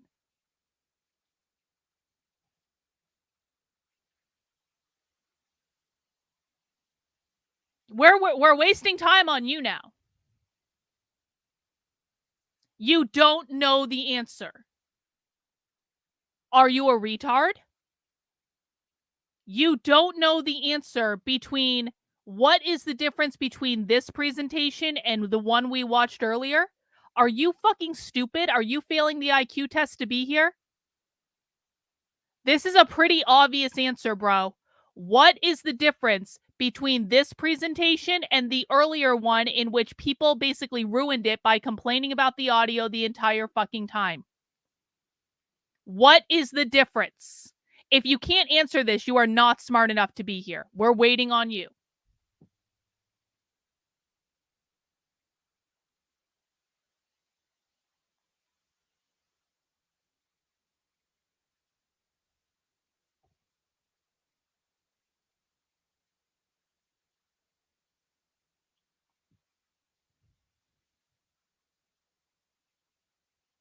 Do you think there is a difference in Wi-Fi when you are inside a building versus when you are in the middle of the woods.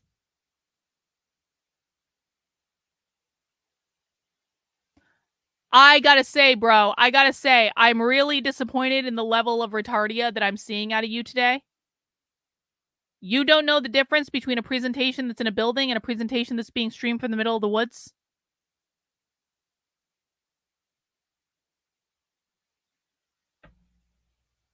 Now I'll ask you one last time. What is the difference between this presentation and the one we watched earlier?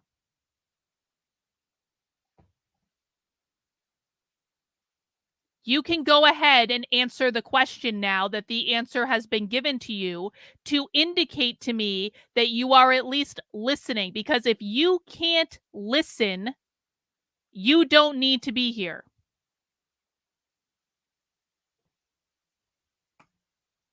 And we just wasted probably about 5 minutes because you weren't listening. Next time that happens, bro, I'm not being lenient. Administration and Stalin and Churchill. So think about that. That's my second point about effective anti-fascism, international in orientation.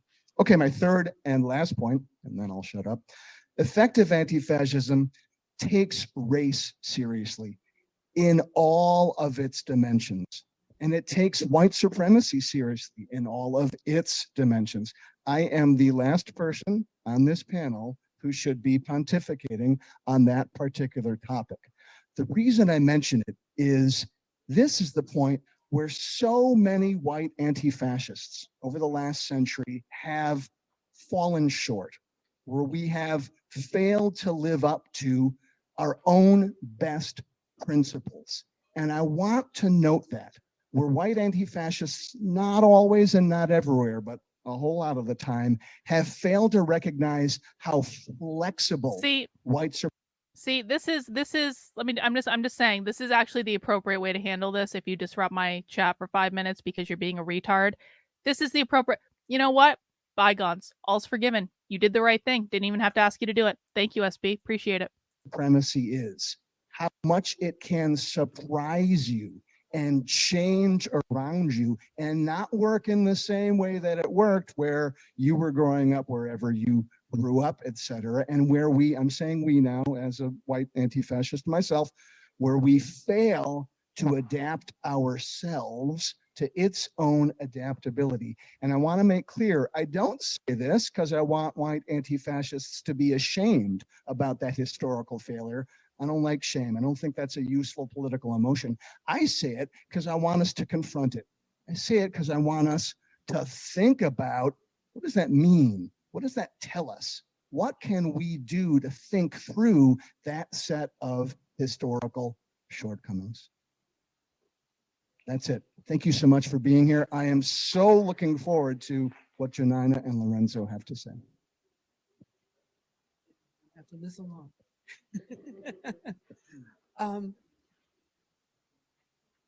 In the late 1960s, can you hear me?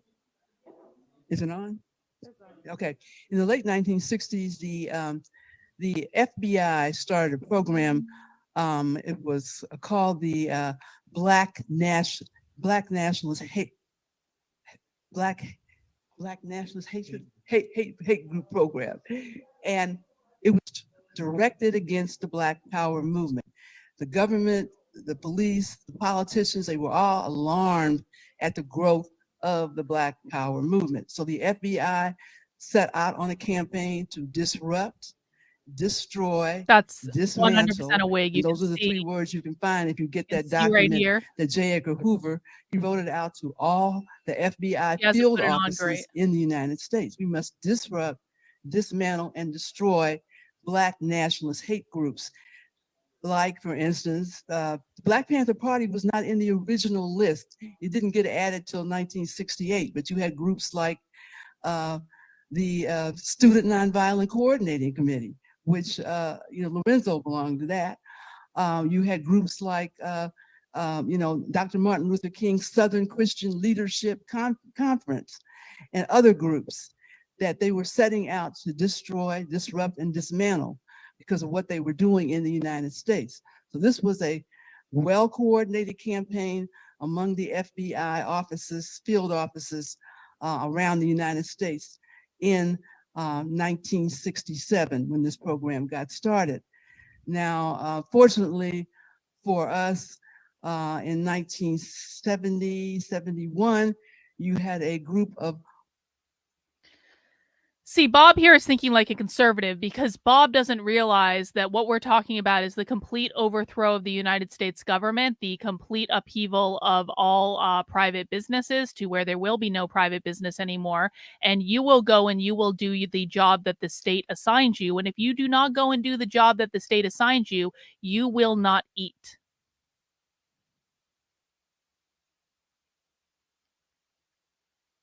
So we're not doing this owning the libs thing.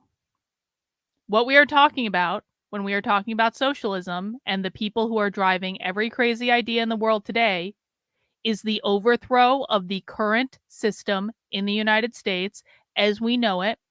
That overthrow will probably be violent, but it won't be violent until the very end, which will probably be in about 10 to 15 years from now. Probably maybe 15. Around about that.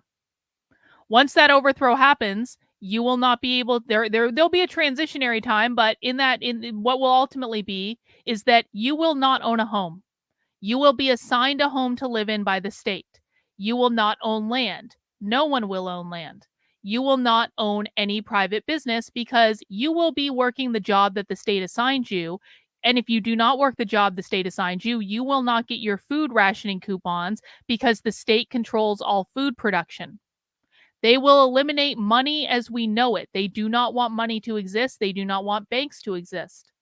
There will be no police officers to protect you. The only police officers that exist won't even be the police as you currently think of them today. It'll be more of like a private security force that enforces the will of the state. You will not have parental rights. Any children you have will belong to the state. You will not have individual liberties because they consider individual liberties as well as parental rights to be a form of private property that will be abolished under their system, which means that you can't say whatever you want to say. If you do, you will get shot. Or at least, very least, like, assigned to the salt mines or some other shitty job that you don't want. They don't believe in the family, so in all likelihood, you would probably be separated from your family because they want to destroy the nuclear family, and that is one of their key points. So conservatives, when you come into the socialism streams that I do and you say stuff like this, you have to realize how ridiculous you look to me because it just shows that you're completely unhinged from what the left is actually doing. And I could go on and on and on and on and on about the ways in which this question is dumb and will not accomplish anything because we are literally talking about a society in which money will no longer exist and what you have will be given to you by the state. That's what we're talking about. Anyway, I want to see if this Zoom is up. Hang on. Let me see if the Zoom is back up for the live event that we're going into. That if one person complains about the audio, I will just stop the event, I guess. I don't really need to. Don't need to deal with complaints. Where is my email? There it is. Let me find the Zoom.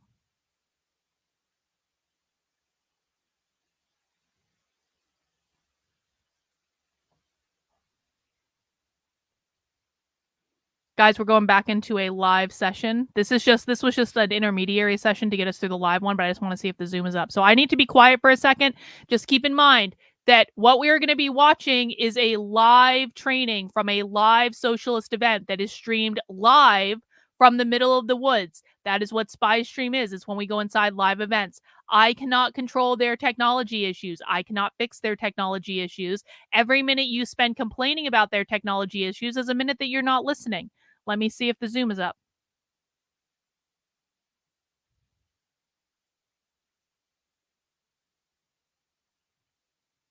Okay, we're just waiting for this to start.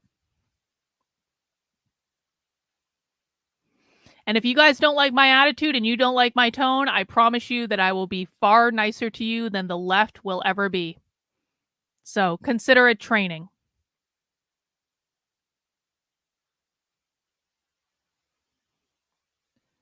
We're just waiting for them to get started. which should be any minute now.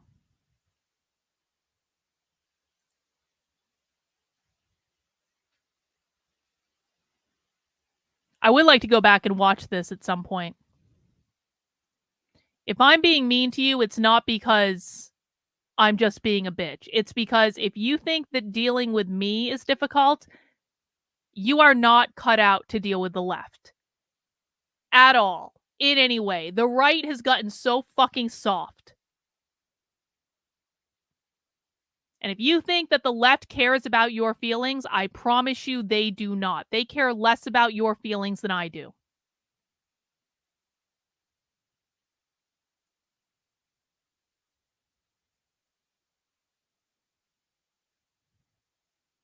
All right, Misa, thank you for the super chat. I appreciate it. We're just waiting for the Zoom to start, guys, because it should be starting any minute. And I don't want to get back into that presentation and just have to stop it, to be honest. Well, it's more advanced in most of Europe than it is here. But they want it here, and here is all I really care about.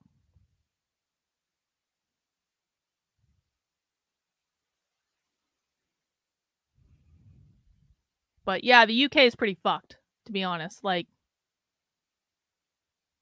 people can try to spin the elections about Nigel Farage and the Reform Party getting 13 seats in Parliament as some sort of victory, and it is a victory in some respects.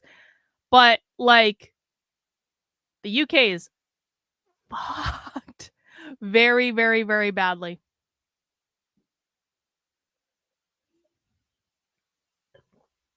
Oh, Nick just ratioed Michaela Peterson. Good for him. That's funny. I'll have to check that out in a second. Nick Fuentes is ratioing these huge accounts within minutes of responding to them. It's hilarious. You have to have notifications turned on to him to see it in real time.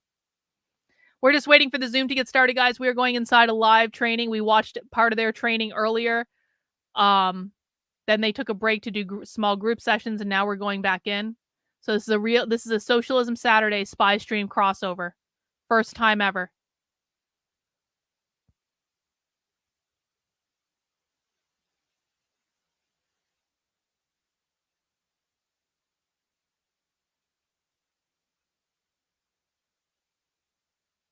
Okay, the host is joined.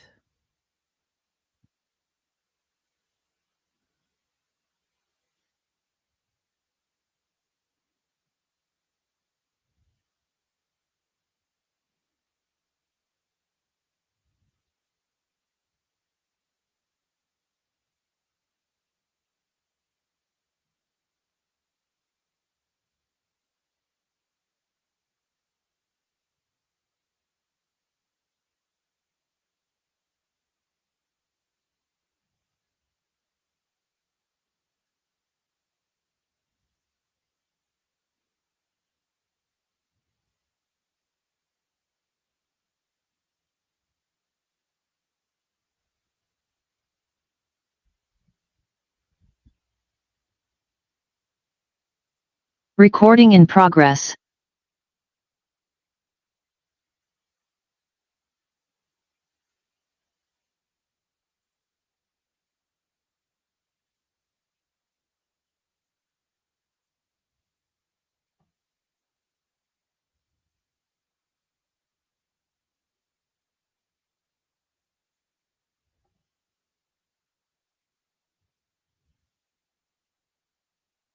They're not streaming anything. I'm muted, so we're waiting for them to actually open the stream.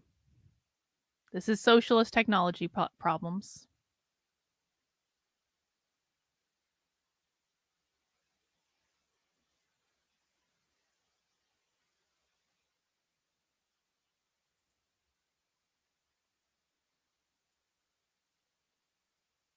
Hi, Elemental over on Rumble. If you're joining over on Rumble, this is Socialism Saturday, where we watch the real far left and we learn what they believe. We are infiltrating a live socialist training tonight when we are just waiting for them to get started. This is an event that is going on in the Pacific Northwest. They are out in the middle of the woods. We are waiting for them to actually start their stream. So, Rumble chat. So I'm pro-socialism. No, only retards believe I'm pro-socialism. We are not pro-socialism. There is an IQ requirement to be part of my audience. You have to have at least a 100 IQ to fit in here because we do smart people content. We don't do dumb people content here. If you want dumb people content, go over to the Daily Wire or the Quartering or Steven Crowder or Tim Pool or any of the other people who do dumb people content. It is an IQ test. Oh, looks like we got 50. What the fuck? 15 goddamn minutes. 4 p.m. sharp, not 4:15 p.m.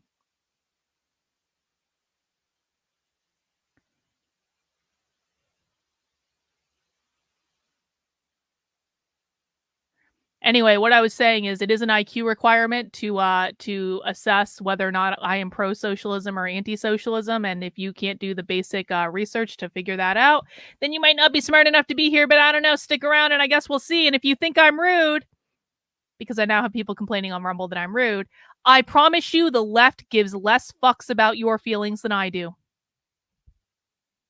It's one of those kinds of nights. All right, well, we got 10 minutes. D, thank you for the gifting of 5 memberships. Appreciate it.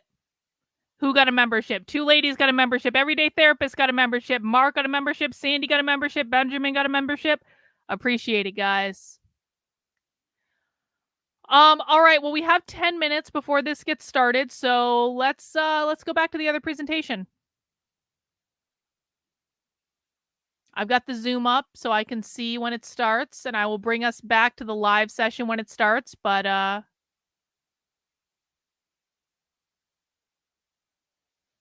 if anyone was deserving of a membership, it is Everyday Therapist. And as a reminder, guys, Everyday Therapist is the reason we have this live spy stream event tonight, because she's the one that found the event and signed up for it. And so we appreciate her.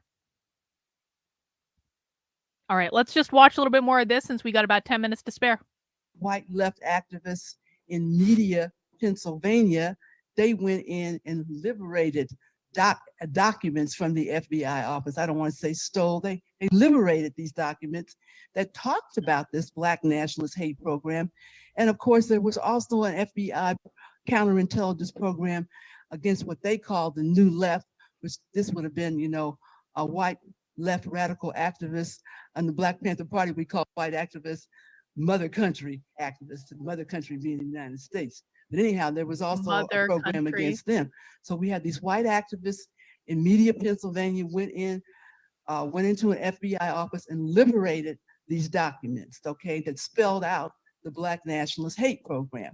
And they made these documents, they sent them to the underground left radical press of the time. And this is how people began to find out about the Black nationalist hate program. Because this white activists went in and liberated the documents. Now, I'll just jump back again a little bit.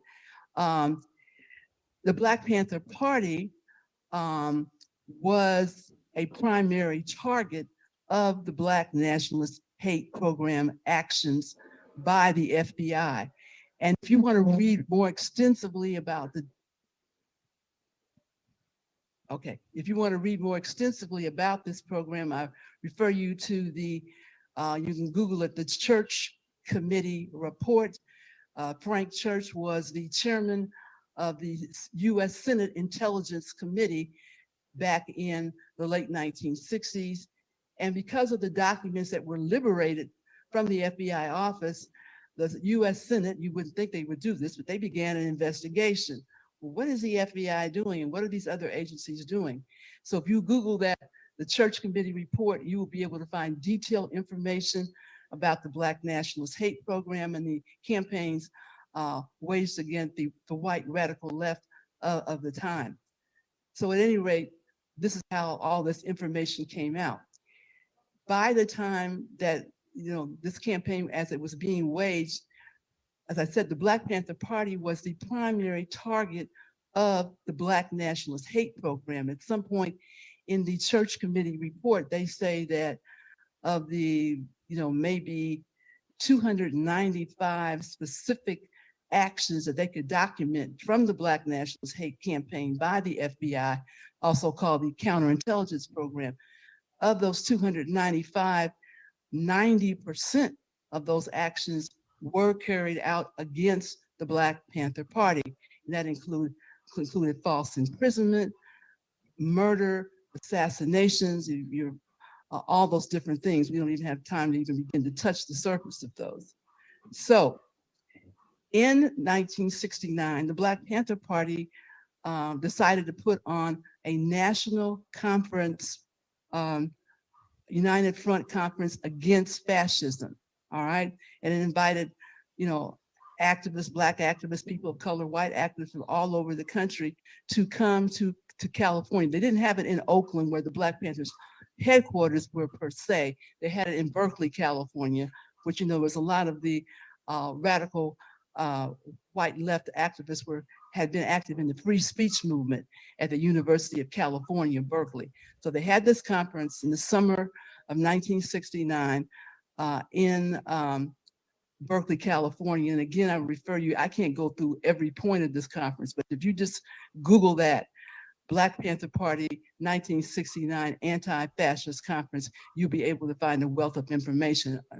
And also, from the perspective of the Black Panther Party, I would direct you to read an essay by Robin, R-O-B-Y-N, Spencer, S-P-E-N. Hey, thank you, Other Jenny. I appreciate Robin it. is one of the younger historians of the Black Panther Party. She is the Black historian, teaches on the East Coast, and she has an essay about the Black Panther Party's, what they attempted to do to build an anti-fascist movement in the latter part of the 20th century in the United States.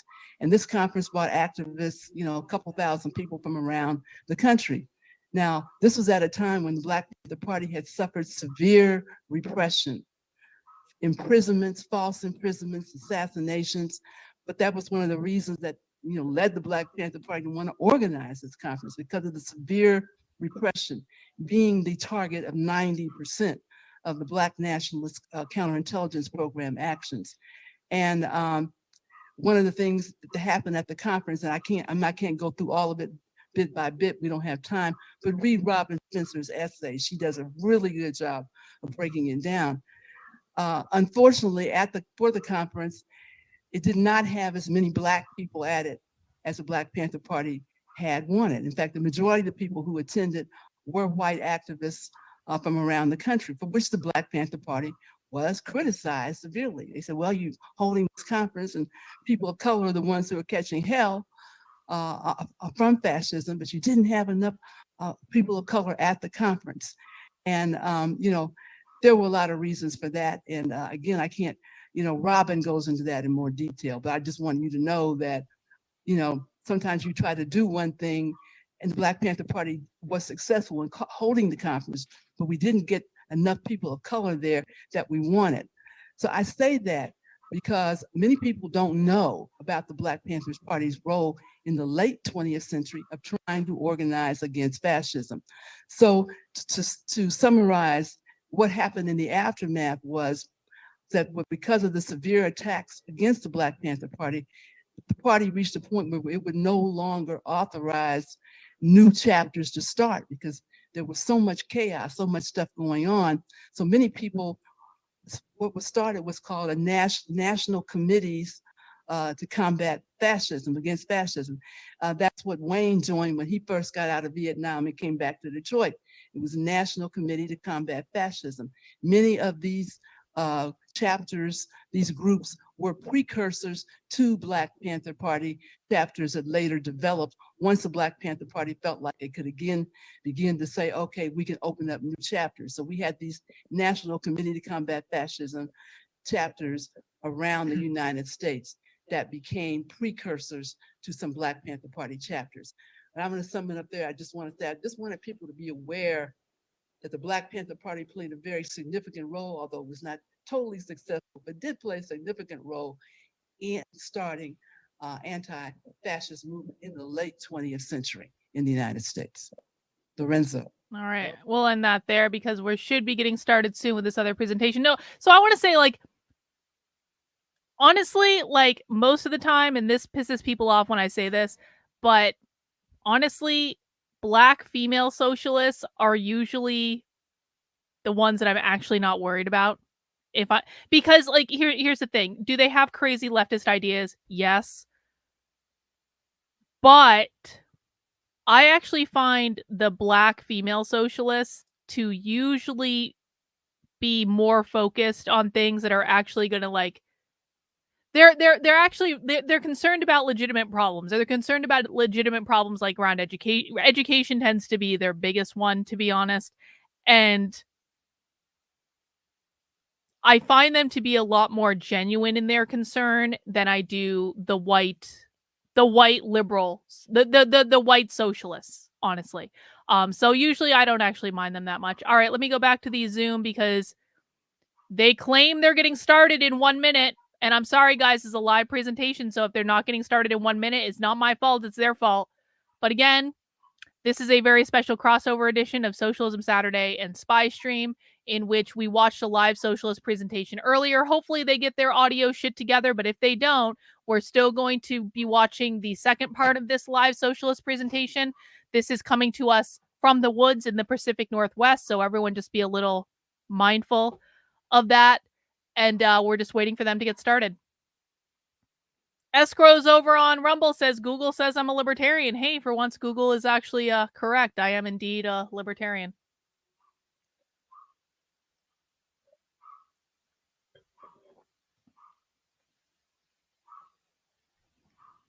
Escrows seems to find that funny, which means that Escrows is probably stupid enough to think that libertarian and socialist are the same thing.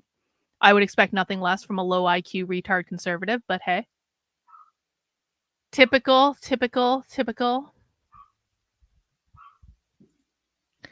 You think it's true that black people aren't into queer Marxism as much as white queer activists? Yes, that is 100% true. Almost every that's not to say there are no black queer Marxists. There are black queer Marxists, but like proportionally, very, very, very few. Queer Marxists are almost all white. Hey, D, thank you for the super chat. Helping me a lot. I have a black friend in theater, kind of on the cusp. I was reluctant, but she keeps reaching out to me. I think I should have her over for drinks. I think you should as well. I think that's great. Guys, just a reminder, we are about $30 away from our super chat goal for the day. So if you might not appreciate my attitude, you might not appreciate my tone, but if you appreciate that I'm bringing you inside a live socialist training from the middle of the woods that no one else is showing you, feel free to show the love. I would appreciate it. All right, Escrows is now getting banned because Escrows over on Rumble is too stupid to be here. Goodbye. Oh, looks like we're getting started.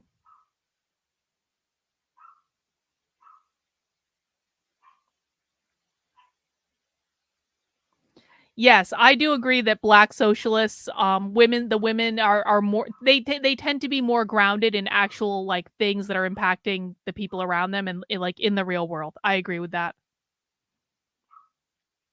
Allison, thank you for the super sticker. I appreciate it. We're now $10 away from the super chat goal. I do appreciate it. Thank you. See, even when I'm being a bitch on the internet, you guys still appreciate me, and that makes me appreciate you so much more.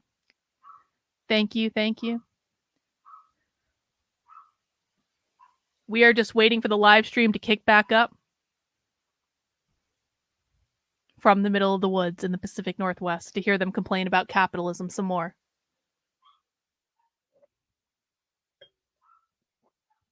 See, SB's turning the whole ship around. I appreciate that.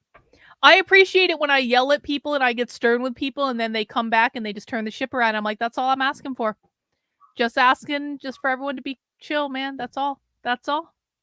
Oh, we hit our goal. Thank you, Everyday Therapist. I appreciate it. Now, just because we hit our goal, you guys can still send me super chats. I don't want anyone to think it's like off the table or anything, but I do appreciate everyone hitting the goal for tonight. Thank you.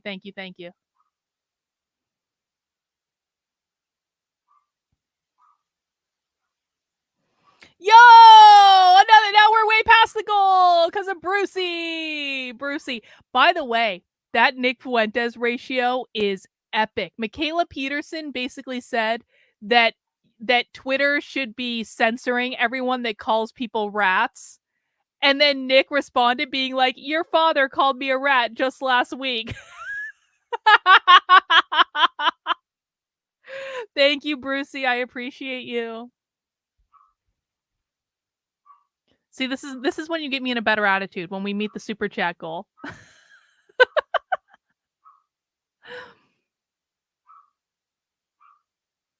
It just happened, Reagan. It literally just happened.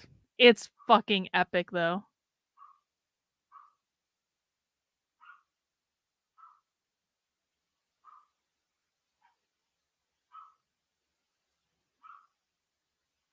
You can find it on my Twitter if you're The goal was $100 in super chats, and now we have surpassed that.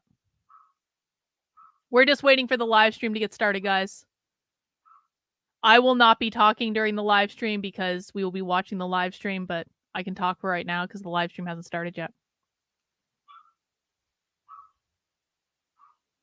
Yep, my husband is not here, so I have no one to calm the dog down. I don't know why she's barking, but my husband is out on a hike right now, so I can't.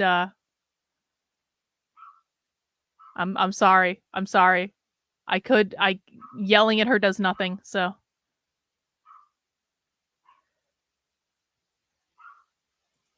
Yeah, I don't know how to do that in stream. Over here and keep an eye on the Zoom room. Just admit folks as they pop in. Like develop.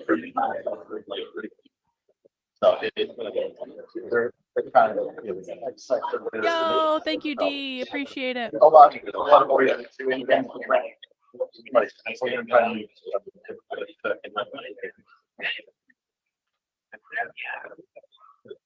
Yeah, I mean, it's a big thing. It's like, it's funny.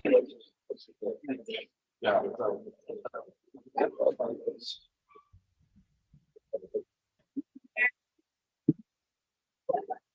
Oh, yeah. Right. Yeah. All right. So for this afternoon, we're going to be doing something sort of similar, parallel to Peter's talk earlier about capitalism, but instead focused on political institutions of domination. The state, what it is, how it works, why it's a problem, how we might disentangle ourselves from statist dynamics, and the strategic movement pathway that most social ecologists see as the way to organize ourselves out of the state. So I just want to throw things open just to start. What do you think the state is? I'll just write whatever random you say on the board. Cops, very important part of the state.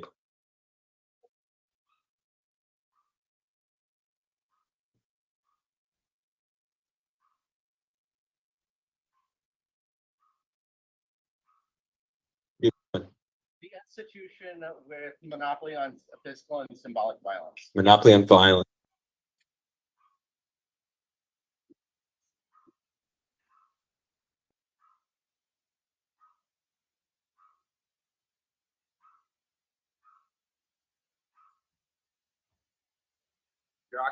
Bureaucracy.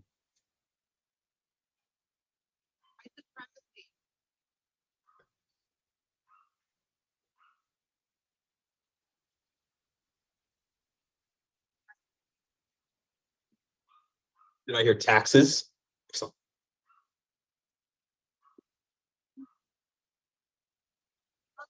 Prisons.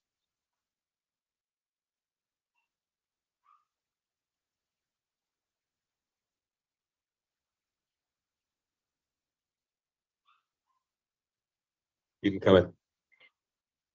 Business.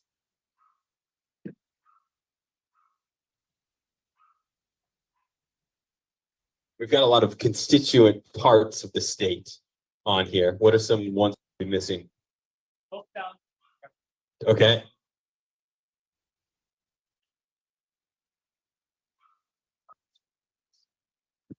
Do you want to read this out? Yeah. Exclusive control of information. Okay, from virtual folks, some said exclusive control of information.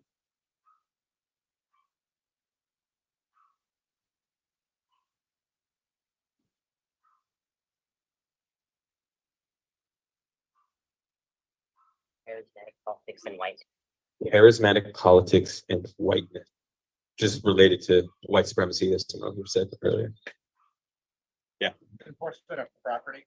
Property rights to the key. Thank you.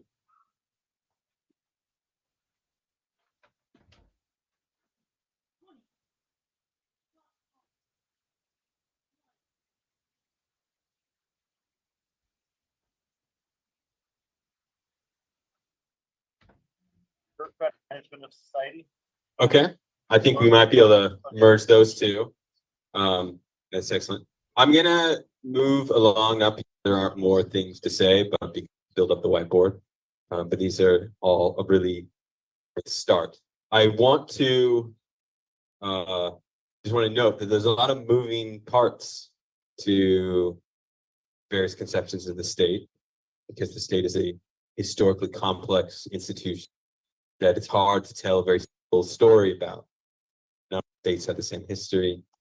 They've kind of all developed through the same social processes, and we should be cautious about how sweeping our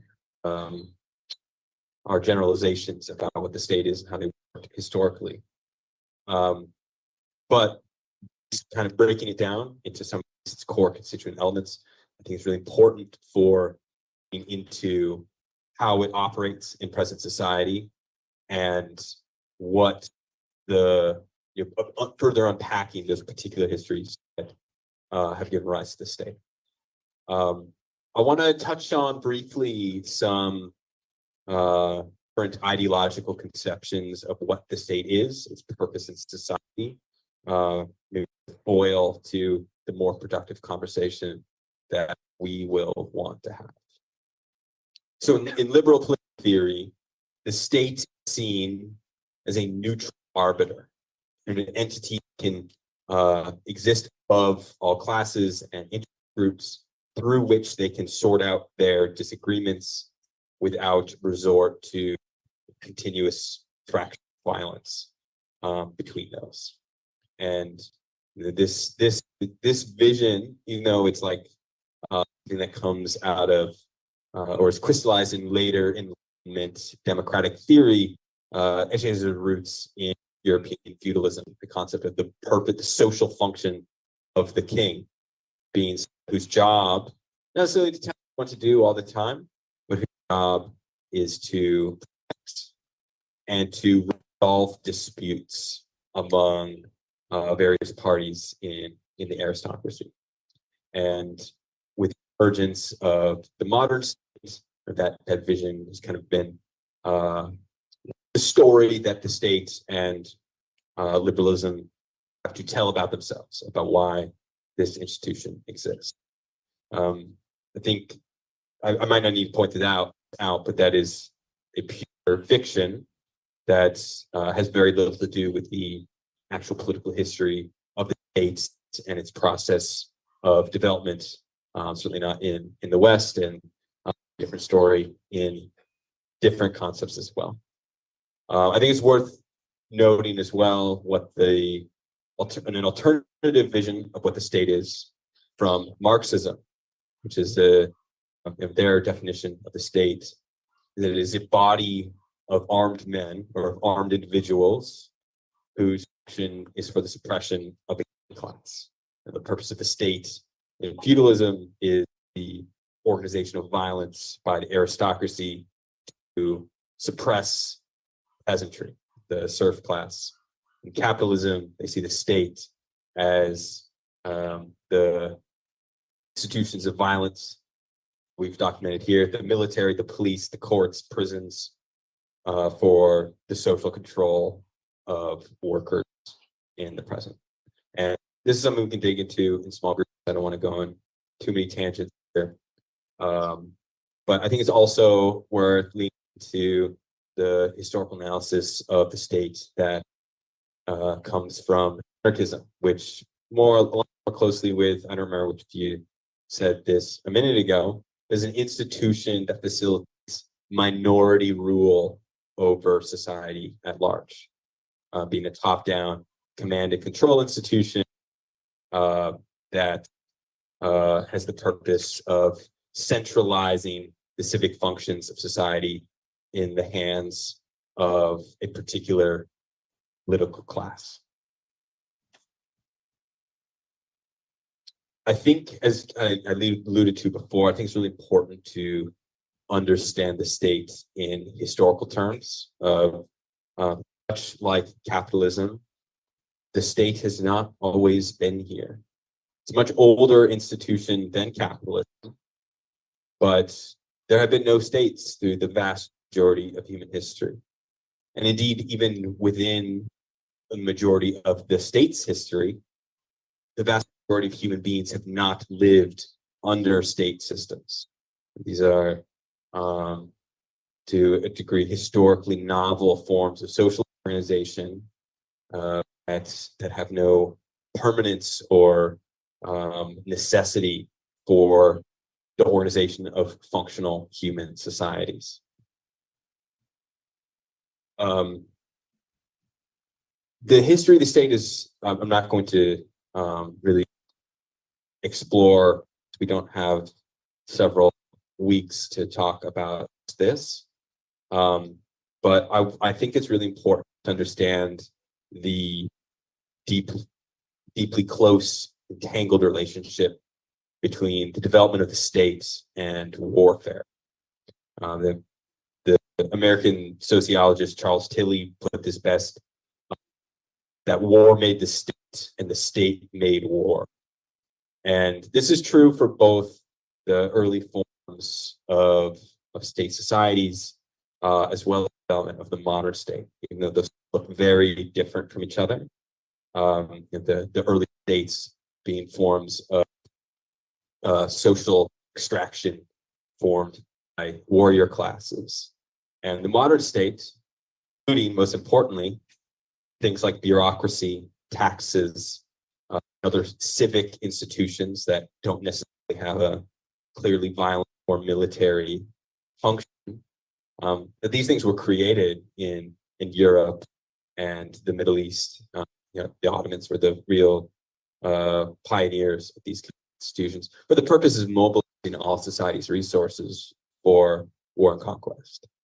And one of the key common threads through states across centuries, despite their sometimes quite radical differences in structure and form, is that the state's two main purposes are to wage war on other states and to enable the domestic warfare of their own societies and keep them under political domination of whoever controls the state.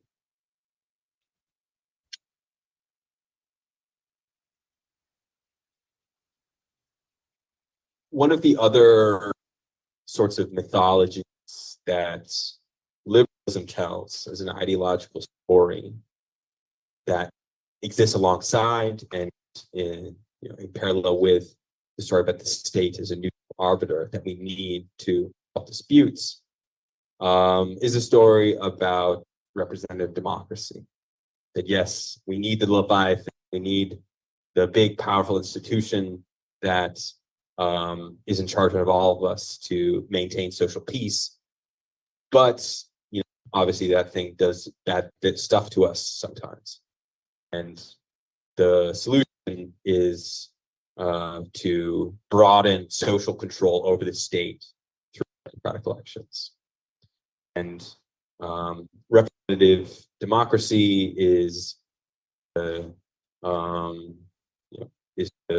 central political project of capitalist enlightenment liberalism.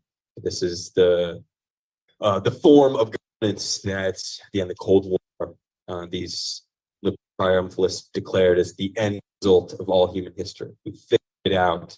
We've made the way of running our affairs that actually permanently works.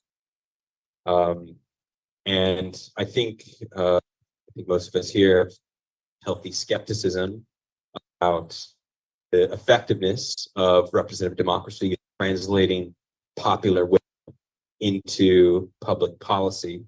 But I think it's important for us to maybe dig into its flaws, its structural problems that inhibit that from taking place, so that we can both understand what's wrong with the system we live in and think more clearly about the kind of system we want to replace it with.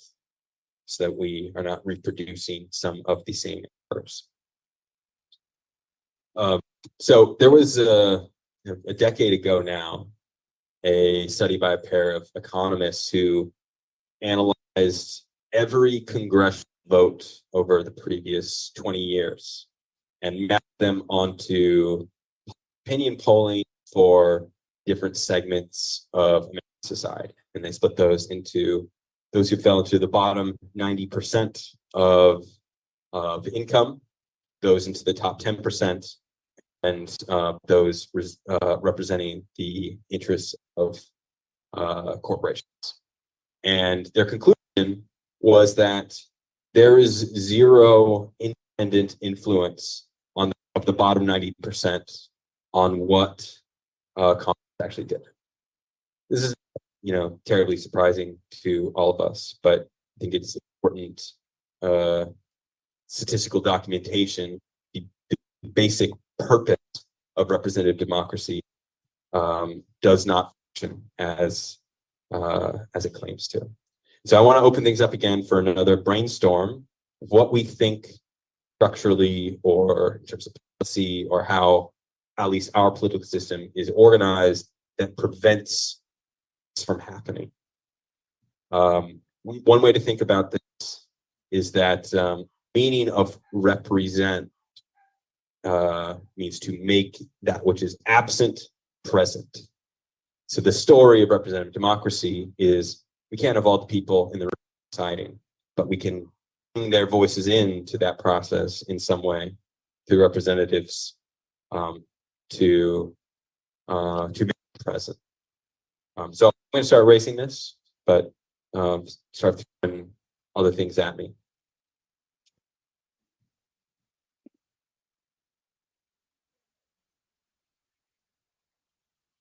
Popular education? As in, like, public doesn't know enough about what's going on.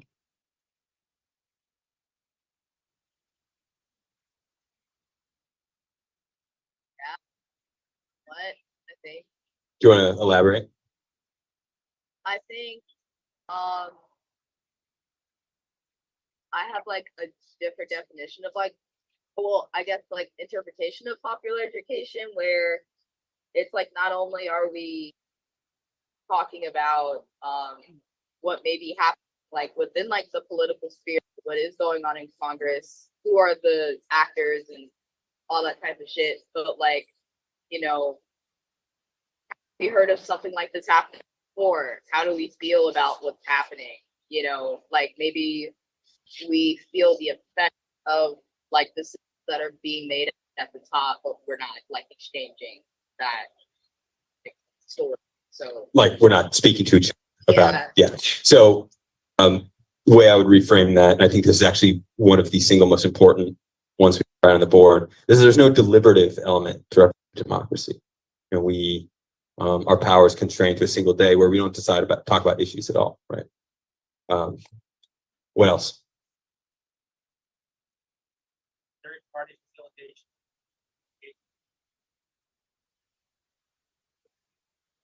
Can you elaborate? What do you mean? So like our communication is by narrative frame. Company So public discourse is the control of capitalists. We are not the ones framing political discussion. Somebody else is doing that for us.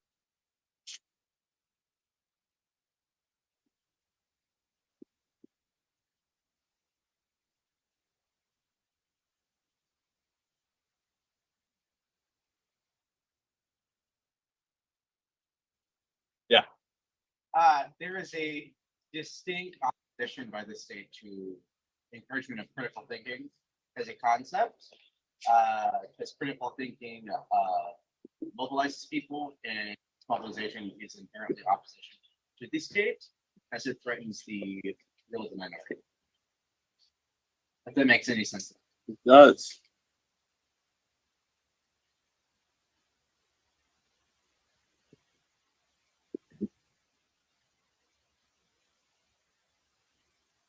There's an emphasis on expertise and and credentializing, so that society is supposed to be technocratically managed by experts. It's okay if I call that cult of experts? Yes. Vivian? No ability to be. Yeah.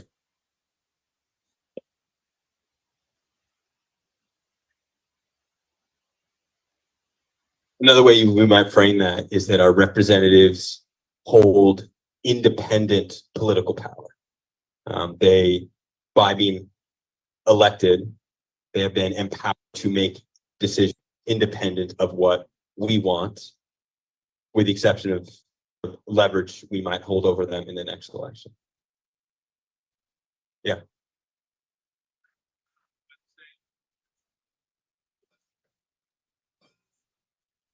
Yeah, closely related to this here.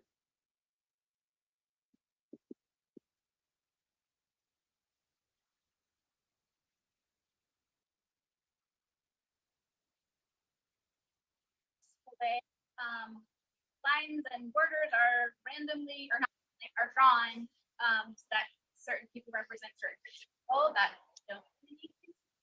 Gerrymandering. Yes.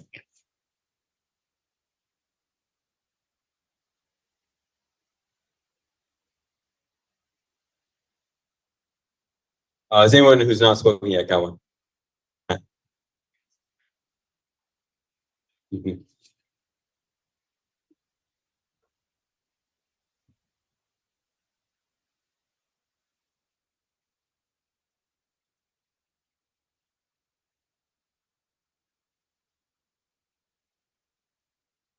We have one online. Yeah, what is it? Representation is viewed in favor of ideologies not actually representative of people's material conditions. What skews it? I'll ask. Yeah. Donnie? In terms of political representatives or electeds, we are programmed to view them as leaders instead of servants of the people. Mhm. There's no accountability.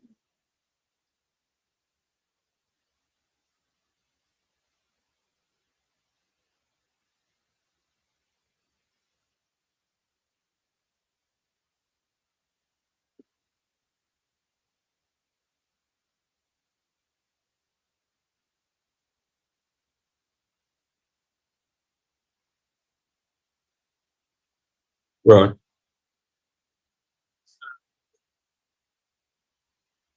Is more influential on political decisions than.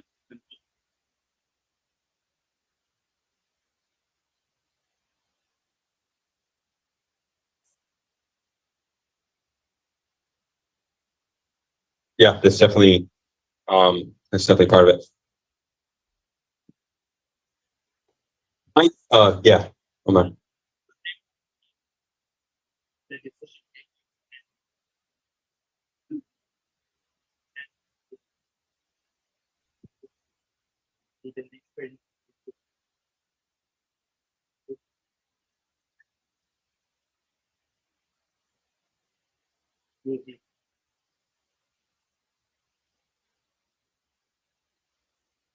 You are giving people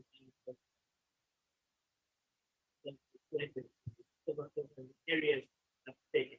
They're insulated from the impacts of the decisions, and they're politically insulated from the people who are impacted.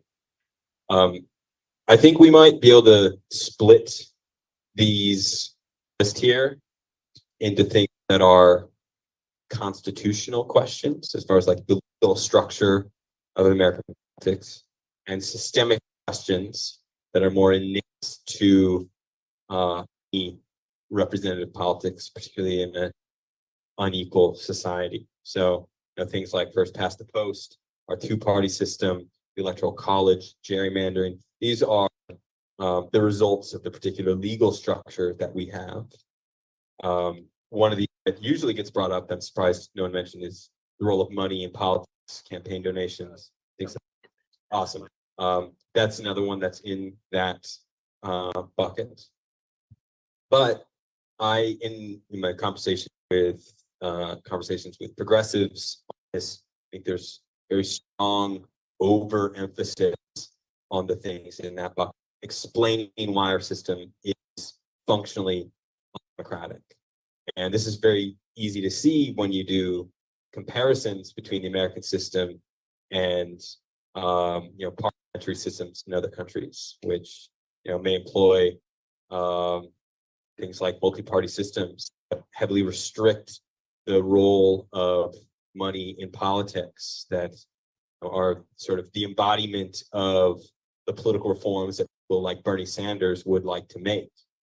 And yet these are still institutions that have serious disconnects in terms of the policies that they pursue and the interests and needs of the public at large.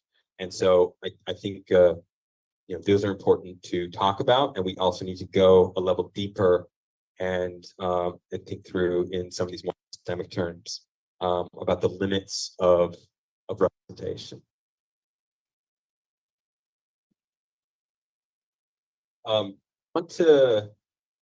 Where is it?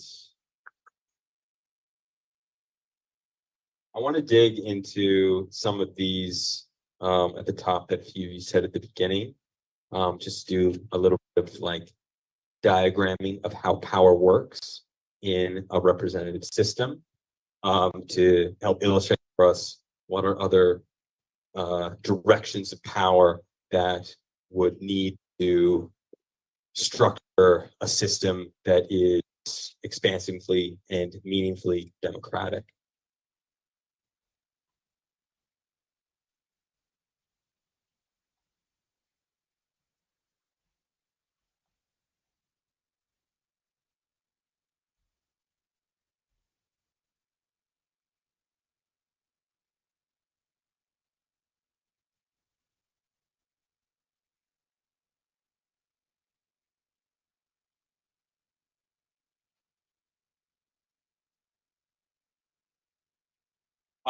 Amar, can you repeat what you said at the beginning of like why elected officials don't have to listen to us?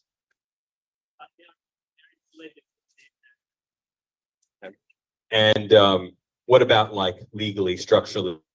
What is about their position where they don't have to hear? The first thing you said is that we don't have a functional system of recall, is when these people are independent political decision makers. So I'm just gonna do a little bad drawing. Bear with me.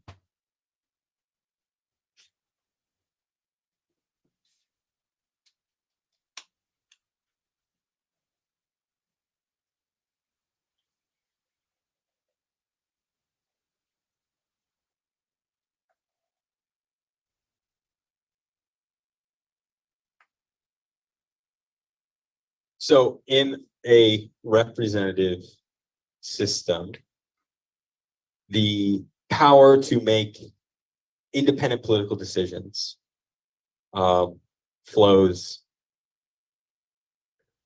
this way.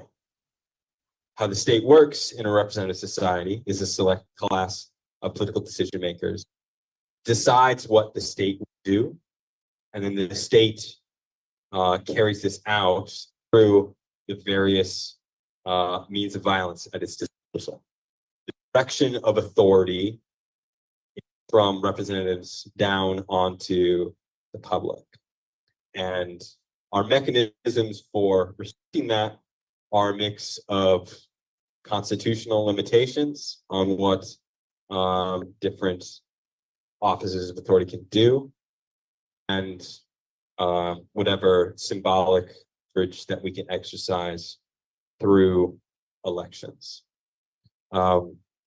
And much of the political theory that's taking place within social ecology is focused on how we reverse these kind of relationships between people representing others in such a way that fundamentally transforms the nature of a representative in the process.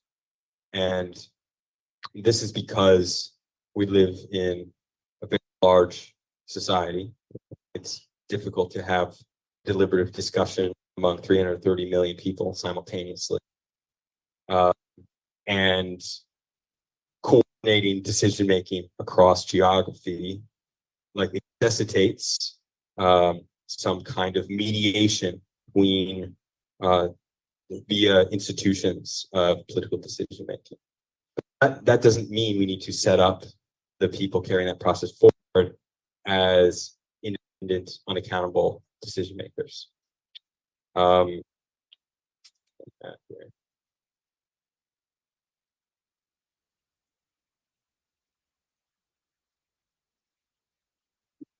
Of the well, I will get in a little more detail in a few minutes on what kinds of mechanic principles there be for organizing a system of meaningful democracy beyond the local level. But I want to reflect back on Peter's discussion of capitalism, and because I think this is another area where the important structural parallels between the systemic logic of capital and the systemic logic of the state. Capitalism is a system that enables a particular ruling class to appropriate for itself the productive power of all of us. The state is a system that enables a particular ruling class to appropriate to itself the decision-making power of all of us. That's what it is. And much as the revolutionary process of overthrowing capitalism entails an expropriation of that ruling class, of taking control over those means of production for ourselves, revolution against the state means expropriation of the means of decision making, of claiming back for ourselves as a collectivity the ability to decide and administer and manage our own society. And Murray Bookchin made a distinction between state and a government that I think is actually analytically useful, even if we might quibble about definitions. And his argument, in essence, is that any system of social management of the wider community they're doing is governance. They're governing and managing themselves. It's true for a village assembly. That's true for the kinds of institutions that manage various commonses all over the world. That's true for tribal confederations that make decisions for their whole region. But those are all necessarily states. The thing that makes something a state is that process of management, decision making for the whole community is appropriated by a small minority who can wield institutions of violence to impose their particular decisions upon society at large. And so this is one of the things that often puts social ecology in trouble with certain strains of anarchism. But what we are advocating for is not the abolition of collective decision making as such, or the well-organized management of society and human civic affairs. What we're advocating for is bringing that power down, distributed among all of us. We all are equal participants in management of our shared society without a particular ruling class that is ruling over us. And this is the essence of the politics of direct democracy. The two main institutional forms that we talk about in social ecology as the means to which this takes place are the assembly, that is, people gather together face to face, engaging in the kind of deliberation Daisy noted, our system does not have making decisions together on one hand, and then the federation on the other, that being the structure through which various directly democratic assemblies can work together, make decisions together at larger geographic and population scales. And I just want to offer up what I see as some of the core principles of federation as a means to ensure that power remains at the base rather than being concentrated among a particular political elites that would replicate the problems of the state and the problems of representative democracy. The first of those, and most basic, is continuous assembly. One of the structural defects of representative democracy as a democracy is that the pocket of power, such as it exists, fleeting. We gather together to participate in the process one day of every 2 years, 4 years, and in the time between, the public is both powerless and not engaging in any kind of political decision making or participation. And so we are to have a functional system of assemblies working together to govern all of society. We need to ensure that these are things that are continuing to gather and deliberate on an ongoing basis rather than dispersing for extended periods and handing off decision-making and administration to a small group of people in the meantime. The second is the principle of imperative mandate. And this is something that has been experimented with in various social contexts for generations at this point. This is not a social ecology term by any means.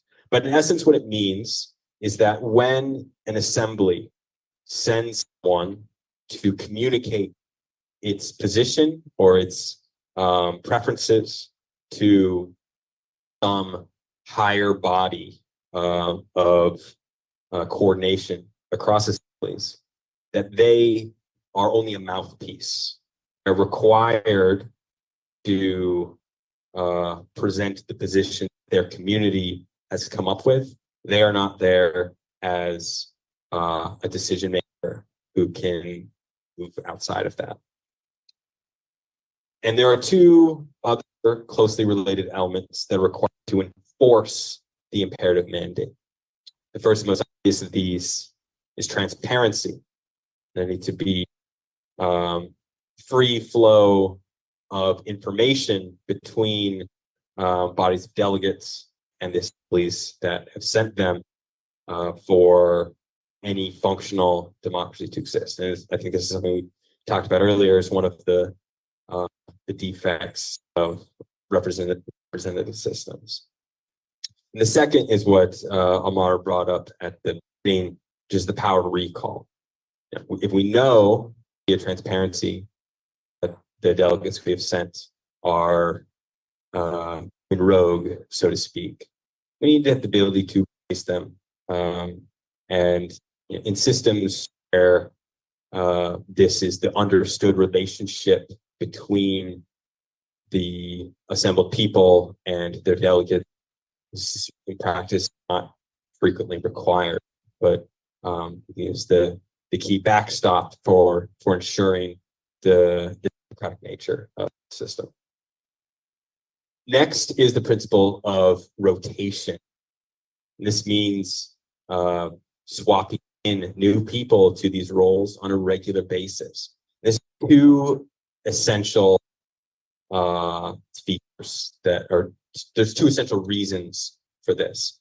First is to ensure that whoever is participating in those bodies of coordination and decision-making among various assemblies are not becoming accustomed to that role and to understand it as an independent source of social and political power for themselves. But second, more fundamentally, because it disperses understanding of how the system works among the population at large.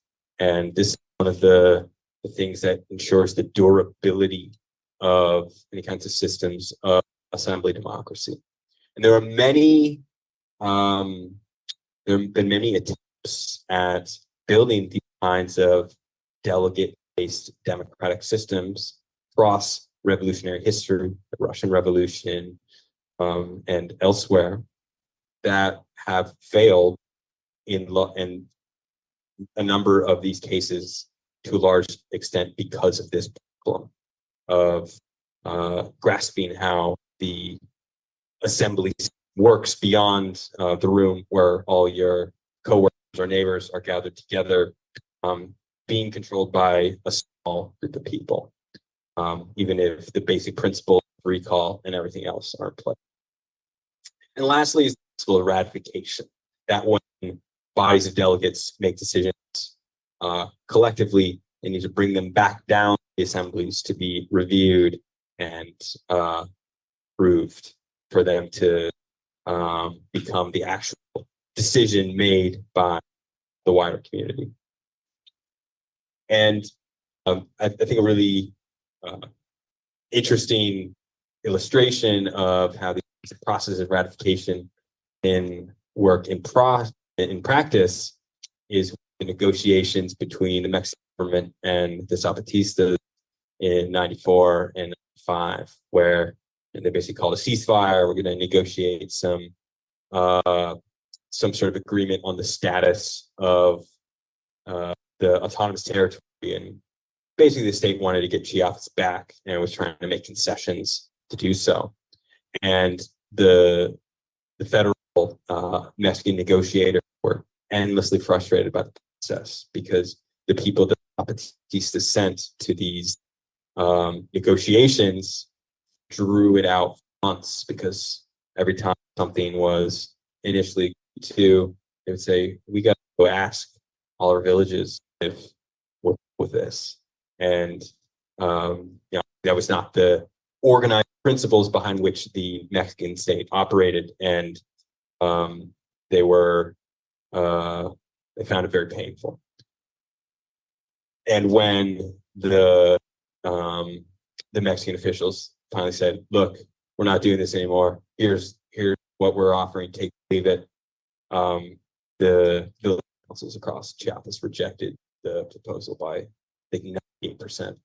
And so to this day, that is why there's still a system of autonomy that the state does not recognize. It's because they went into those negotiations with a pre-existing functional system of democratic deliberation and decision-making that retained that power at base.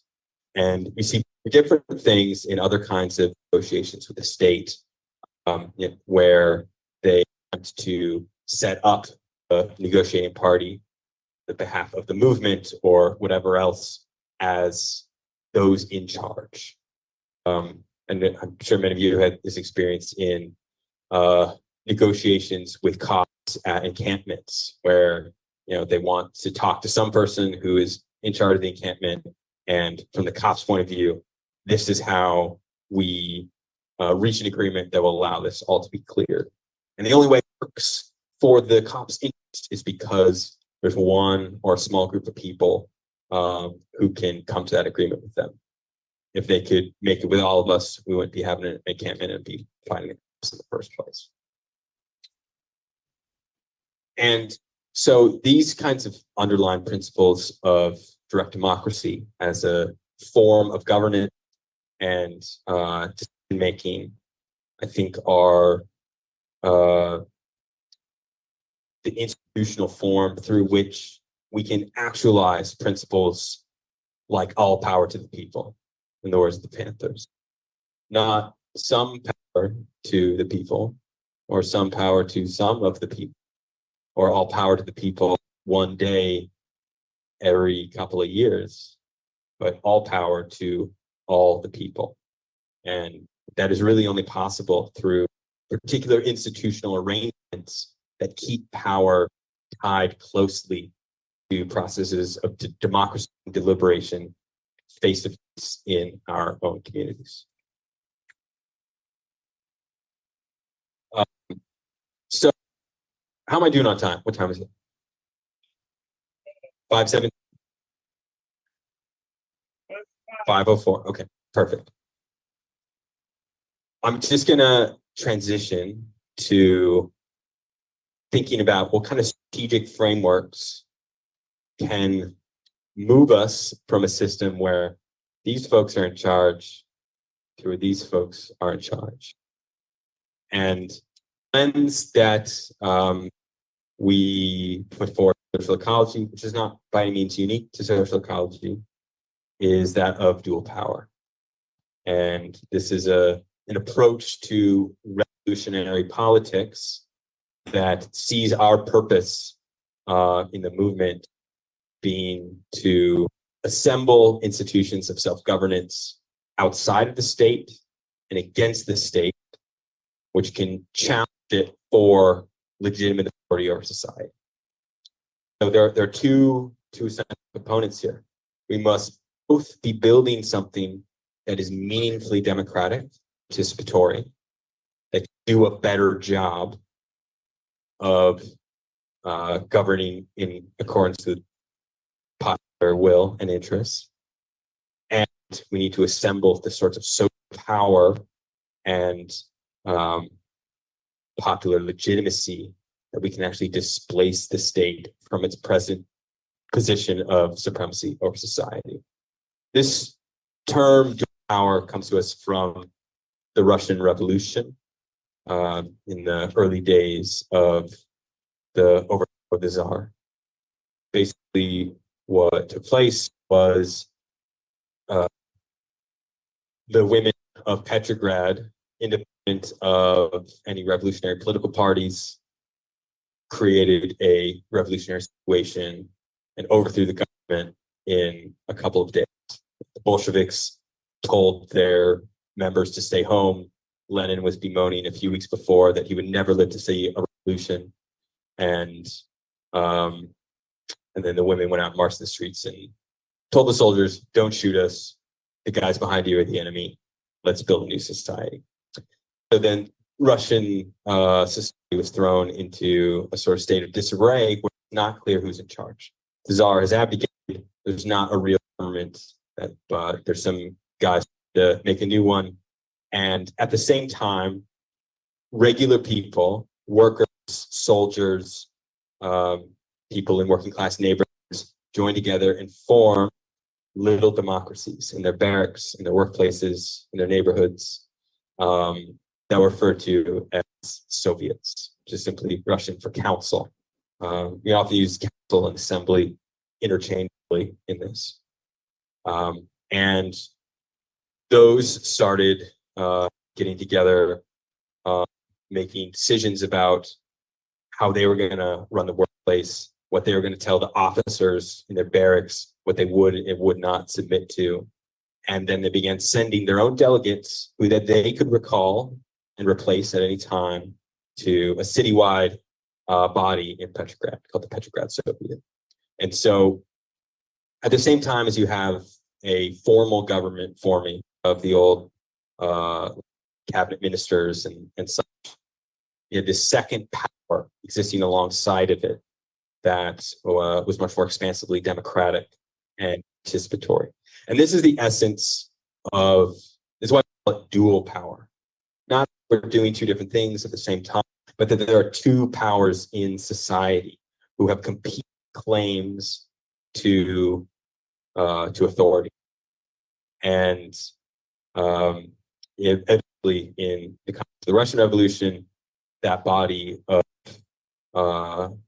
face-to-face democracies dissolved the government and took upon its powers for itself. There were obviously some key weaknesses in the durability of Soviet democracy, which we can talk about in small if people are interested. But this is the vision that we put forth, the process of revolutionary transition, that we build in the here and now vehicles for collective action and collective decision making can, in their own governing logic, contain a new sort of running society. Federating those together in a sort of counterpower to the state that can wage social struggle against the state and in itself be developing the governing institutions of the liberated society after the revolution. This kind of orientation to how you do revolution is not just limited to the political realm. You can see parallel approaches in the process of revolutionary transition in the context of the labor movement of syndicalists, whose basic approach is we are building revolutionary unions who see their function not just as extract concessions from the boss, but to be the thing that runs the place when we kick the bosses out, as a dual power orientation to labor organizers. See the same thing in the tenant movement, where radical tenant organizers are building tenants unions who have leverage, who have power against their landlords in the here and now, but whose actual aim, in the long term, is to kick out to evict the landlords and have the tenants union, the institution that manages and runs housing by the people who live there themselves. For social ecology, we might mainly talk about neighborhood assemblies as the institutional form through which we would build a dual power. But I think we need a lot of these things working at the same time. I'm gonna wrap up briefly. I guess I'll say one final thought. The phrase dual power sort of loosened in meaning in recent years. It's been popularized as the political framework, often used to refer to any sort of political practice that entails building alternatives against and outside the present system. I think things like cooperatives and time banks and the kinds of solidarity initiatives. And that stuff is all really important. I just think it's essential that we have a certain clarity about what we mean by dual power. Dual power entails we've built a social authority, something that makes decisions, that has a claim to power against the state. And while most of those other kinds of initiatives are important as constituent elements of a future dual power, nobody in America has achieved dual power yet. It's not built. It's the thing that we are working towards through solidarity economy initiatives and neighborhood assembly and other forms of directly democratic and popular power. I'm gonna turn you loose into some groups, and I have a few framing questions that you're welcome to start with, or you can discard them together. Yeah. For a moment, so we're going to be talking about alternative, like we're going to be talking about the right way of threat. We're going to be talking about some other elements of society, talk about capitalism. But could you take a minute and just articulate what happened to the Petrol Soviets? Because there's other elements on the left that are also threats to this form of democratic process. Yeah, I can do that. I also have a question you want to throw out there before we disperse as well. Yeah. That came up in actually in the Socialism series, but this question of neighborhood assemblies as the basis of dual powers, it was complicated by the idea that so many people are migrating and the patterns are too strong that neighborhood assemblies would be a viable kind of pathway in our future for good. So I'm just curious what your how to address that tension. That's a great question. I think that's one you should talk about in small groups too, because it's difficult to answer without digging into the particularity of certain contexts. But I can touch on that. And then one more, Rowan.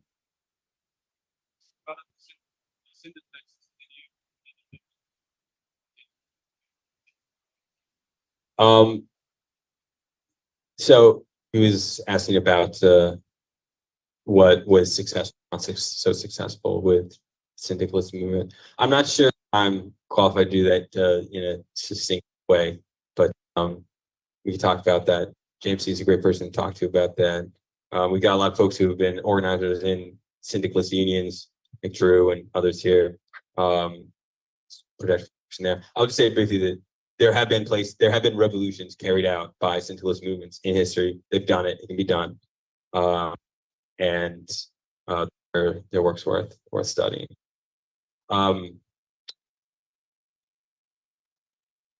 For Graham's question, I think part of why I see it as so important to talk about and discuss the organizational principles for the new system we're trying to build in the process of revolutionary struggle is also to insulate it against ourselves.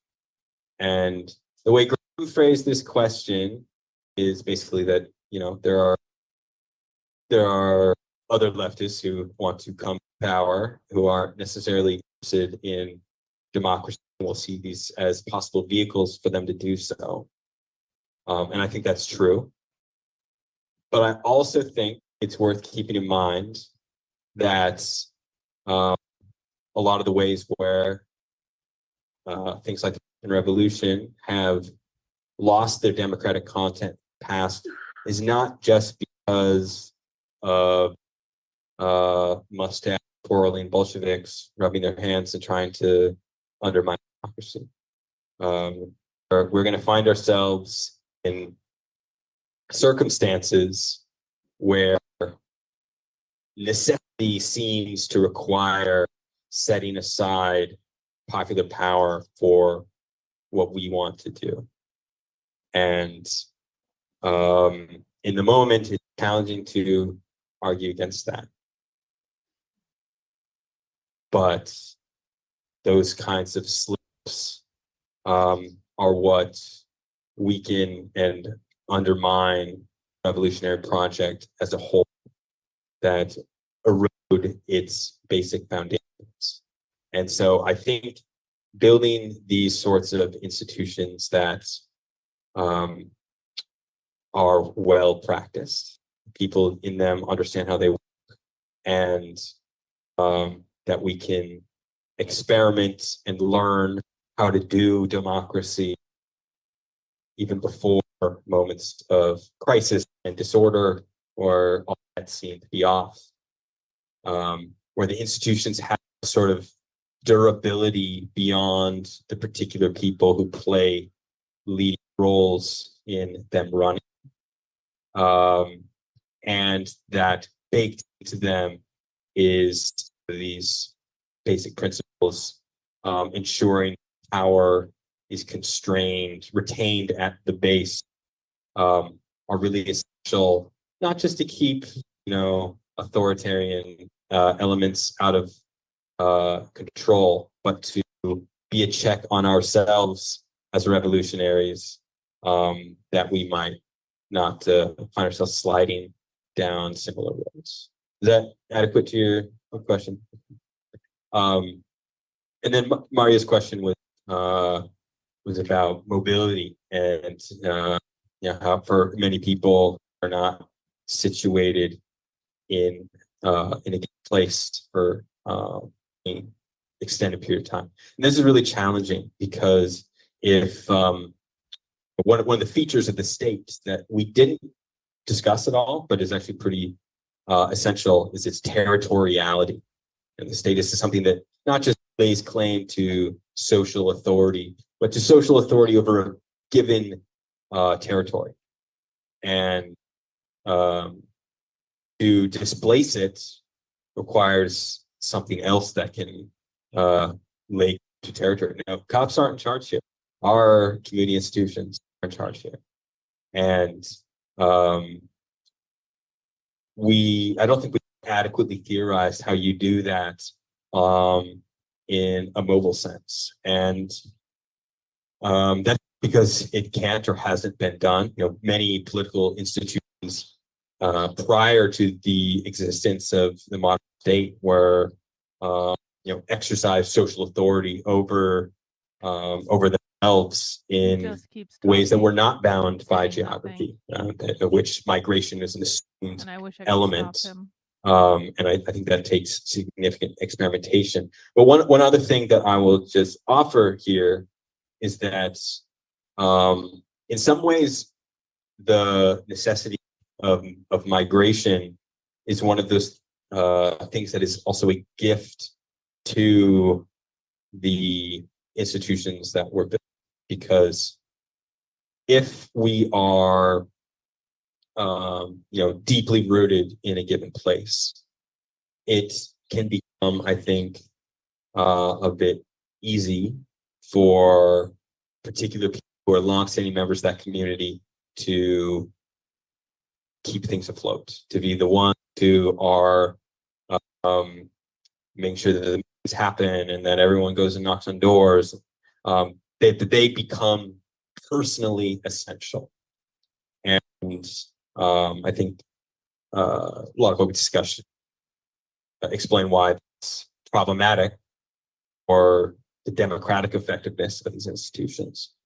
If people are always having to move on, that requires us to keep these roles institutionalized, in the sense that any new person can come into them and be equipped to fill that role without having to have been a long-term leader in that community. And I think that might actually be a means by which we're sort of disciplined by the movement of people to be more meaningfully democratic and open to folks. And the last thing I would just say is that when we're organizing our communities into democratic assemblies in various ways, we're not just affected by migration in terms of people leaving, but people coming. And that sort of depends on your local context. For us here in the Northwest, I think we're gonna have a lot more people coming than leaving when it comes to climate disruption. So we need to build the kinds of institutions that can absorb people, even if they've not been part of our democratic or political culture to this point. And for some discussion questions, I'm going to preempt a bit of what Maria and I are going to present about tomorrow afternoon. But I want you all to just do some thinking in your small groups about what kinds of institutions or organizations exist in your context that might building blocks of a future dual power.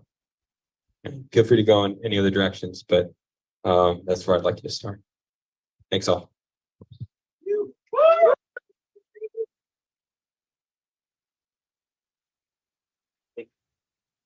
Yeah, I didn't. There was a few things that I couldn't answer really. Like they wanted to know, but someone else I think pulled up the schedule.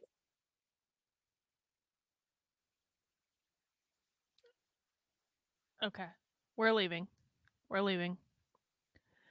Green-eyed lady, I know you're new here. I'm gonna recommend that you come back several more times, because to be honest, I'm trying to be helpful by giving you this feedback. You've got a lot to learn about what we're talking about. Now, there's nothing wrong with being a beginner. All of us were a beginner once when it came to socialism, but I will say that you've got a lot to learn. And so, just so you know, and for anyone else that's new here, this was a little bit of a different Socialism Saturday. Usually on Socialism Saturday, we pause, we break down language, we let things play, we pause again, we break down language. So it's really much more of an interactive experience.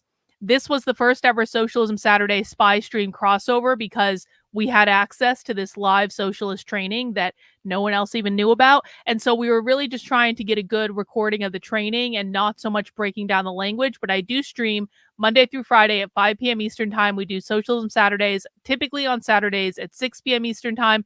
This week it started early because they moved the start of the training, and it was just the way it goes. But I would recommend that everyone knew, come back a couple more times to one of the normal streams, or even better, go back and access the massive archive of socialism trainings that I have where I'm doing more of the breaking down of the language. You're going to find that really helpful because you do have a lot to learn. I want to address a couple things that were said in the chat. We have Jacob, who I'm pretty sure is a graper. We aren't losing to the Bolsheviks. We're losing to the neoliberals and the neocons. No. No. No. Because it is not the neoliberals and the neocons who control the public schools. It is the radical revolutionary socialists, who aren't all Bolsheviks, but that's kind of what you're getting at. So we're gonna lump all of the radical revolutionary socialists into one, and we're gonna say it is boneheaded to think that you are losing to the neoliberals and the neocons, because it is the radical revolutionary socialists who control the universities and the public schools and pretty much the entire news media and pretty much all of big tech. That's who we're losing to. And you guys can lie to yourselves and say it's and honestly, even if they didn't control anything other than the K through 12 public schools, we would still be losing to them, because if you control the K through 12 public schools, you control the future. That is all that matters. And so that is who we're losing to. And you'll see that clearly if you keep coming to socialism streams. I also want to, I got to admonish Dub here. Anyone who says socialism is already in effect is a literal fucking retard. And I've told you this multiple times. Currently in our society, you are able to buy a home. It is available for you to buy. Now, you might not have the money right this second. That's a different problem. But if you have the money, you can buy a home. You can buy land. You can start a private business. You still have parental rights, at least temporarily, but they're trying to get rid of those. You still can do every single thing that socialists want to abolish. So please, can we stop saying, we already lost? We already exist in socialism. The world is already socialist. No, it's not. As long as you can buy a home, you can buy land, you can start private businesses, you still have parental rights, you still have individual liberties, freedom of speech, freedom of religion. We do not live in socialism. And every single time you idiots say, the world is already socialist, we've already lost, you are giving people no reason to actually do anything about it. So please, for the love of God, hinge back into reality. Detach from conservative fucking lunacy. And actually pay attention to what's really going on. Now, what we just watched, because I did see people in the chat saying, this is boring. He has no charisma. It's boring. Well, it may have been boring. But what he just did was lay out exactly what they want to do in regards to abolishing our current government, abolishing our current society, and laying out what they want to do differently. That is what we just watched. And yeah, it might have been boring. But guess what? A lot of socialist content is boring. And do you know why they're winning? Because people care so much about ending socialism. They care so much about stopping socialism until they have to listen to something that's boring, or they have to read an article that's boring, or they have to engage with something that isn't entertaining to them. Do you want to know why socialists are winning? Do you want to know why the radical far left is winning? Because they sit through boring all the fucking time. Do you know why the right has no idea what's going on the left? Because they expect news to come in the form of entertainment. The left is not there to entertain you. The left is there to coordinate, to organize among themselves and to inform each other and to share ideas. And they don't give a flying fuck if they're boring because they are used to it. They are not trying to entertain you. We would be in a fundamentally different place in this country if the conservative right accepted that news media should actually not be entertainment. That's actually not what the purpose is. And the reason they have no clue what the left is doing is because they refuse to sit their asses down and actually listen to what the left is doing.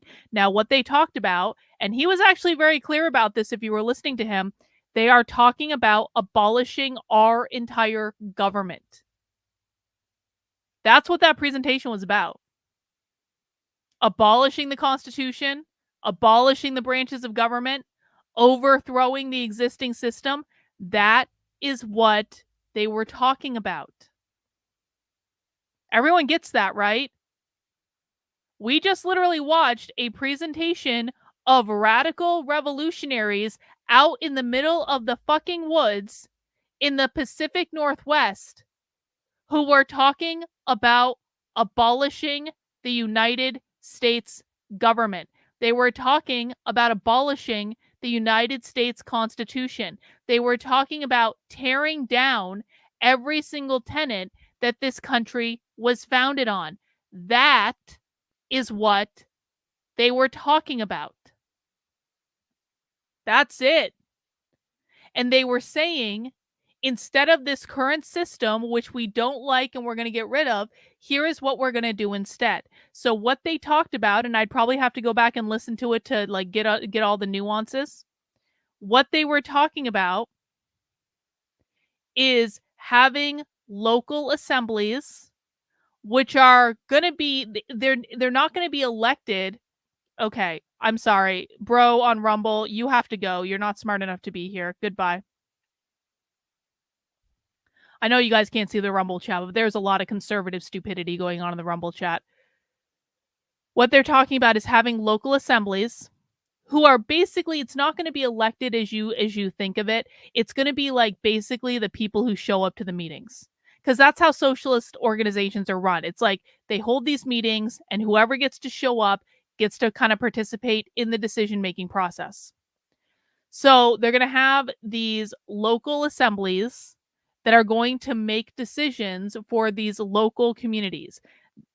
Those assemblies are going to select representatives who are going to switch out every now and again, and they're going to go to the federation.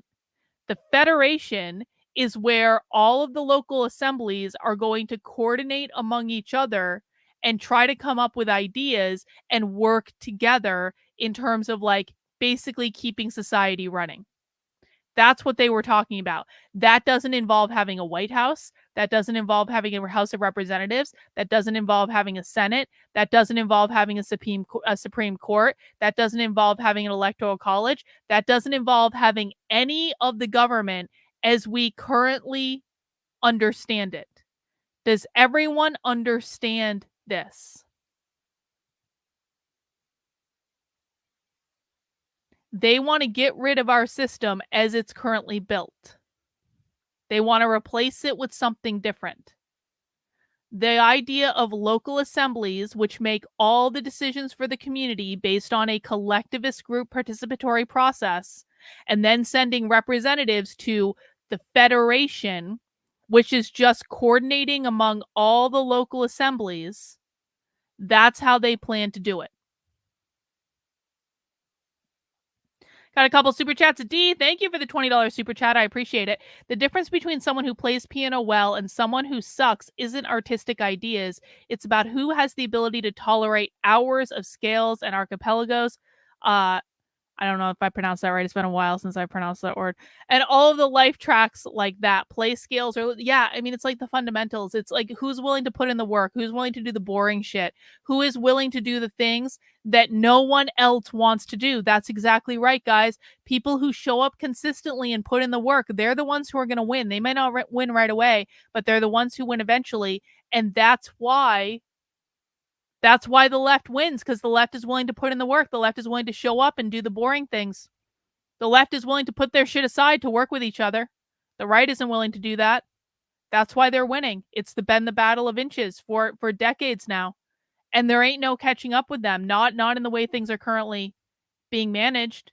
If we don't start learning how to work together with each other, we lose. This is part of the reason, by the way, that I've kind of like, I mean, I actually do genuinely like Nick Fuentes, and I do actually genuinely like the Groypers, and I'm so amused by them. I think that I like on a personal level, I actually do like them. But part of the reason that I'm choosing to go in on Nick Fuentes and the Groypers isn't just that I like them, it's that they're actually willing to do shit.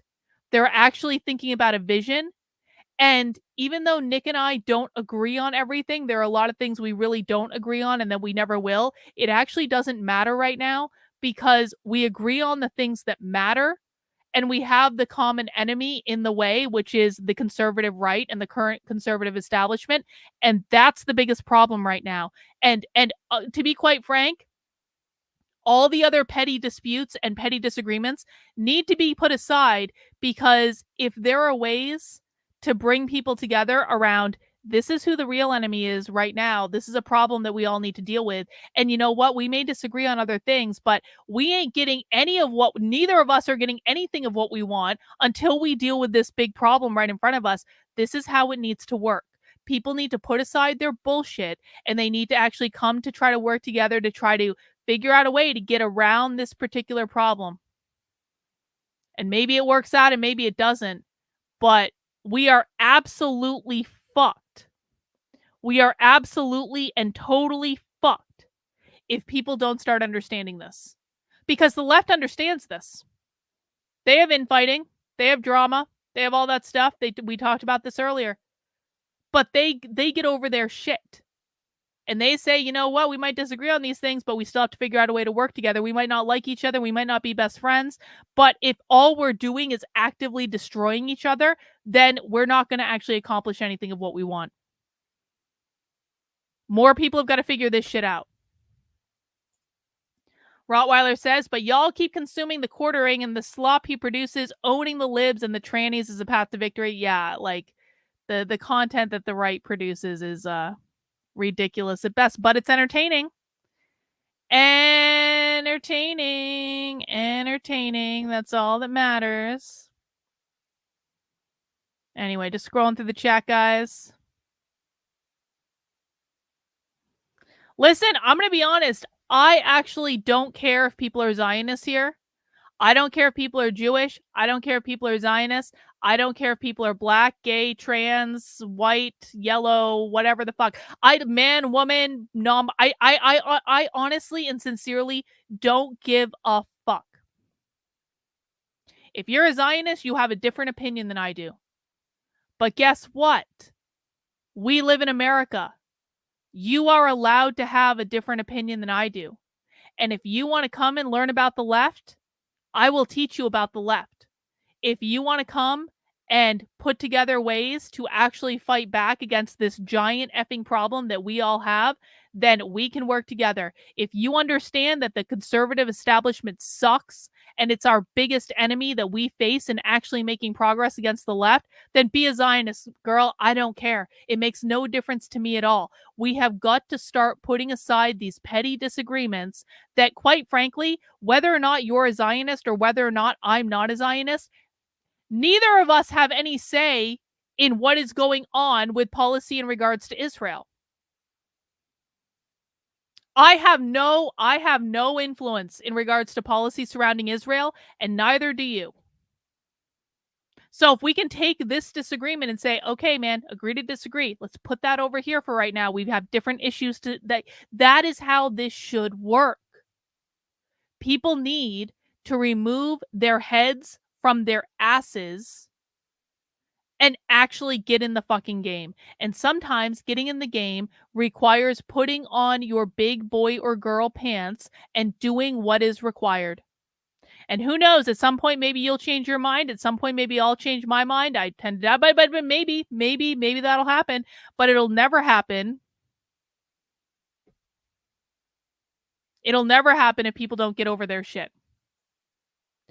oh, this is the guy I banned on Rumble for being a retard. And now the conservative retard that I banned on Rumble is now over in YouTube complaining about how I banned him on Rumble. So no, bro, you're not a subscriber. You're not a subscriber. See, this is what conservative retards do. This person literally didn't even know who I was like 3 hours ago, was being a conservative retard in my chat over on Rumble, and now they come over here, they're like, I've been a subscriber for years. I am a subscriber. Like, don't you know that I've been following your content for years? Just forget about the fact that I didn't know who you were 3 hours ago. I'm a subscriber and I have questions. Are you rude towards your viewers and call them slurs when they ask questions? Well, no, you didn't do that. You're a conservative retard who is not smart enough to be here. And you didn't come to my streams to learn. You literally thought I was a socialist 3 hours ago. And if you think I'm stupid enough to not remember that your name is exactly the same as the name over on Rumble, then you are not smart enough to be here. And because you're not smart enough to be here, you're now permanently banned. Goodbye. There's an IQ requirement to be on my channel. That IQ is 100. If you do not have an IQ of at least a 100, you probably are not going to do well here, because we do smart people content here. We don't do stupid people content. And if you try to police my language, that's not going to go well for you either. So, yep, I'm a raging bitch. That is absolutely true. I absolutely do insult my audience. I absolutely will demean my audience when my audience are acting like raging retards. It is a filtering mechanism. And as I've said a million times, if you can't take my tone, you ain't going to do shit against the left. You are not going to do anything against the left. Do you think Antifa gives a flying fuck about your feelings? Do you think if you went up to Antifa and said, you know, do you insult people? Is that how you get people? Do you think they give a flying fuck? I've been chased down the streets by angry mobs. I've been targeted by these people. Do you think they give a flying fuck what you think? Did they give a flying fuck if your feelings are hurt from your anonymous account on the internet? No, they don't. They don't at all. And I'm not going to sit here and coddle people that just want to be pandered to. If you want to be pandered to, go watch the Daily Wire. The Daily Wire will lie to your face as they take your money, and everyone will be perfectly happy. Go watch any number of retarded conservative commentators who pretend to care about socialism and yet have no idea what is going on.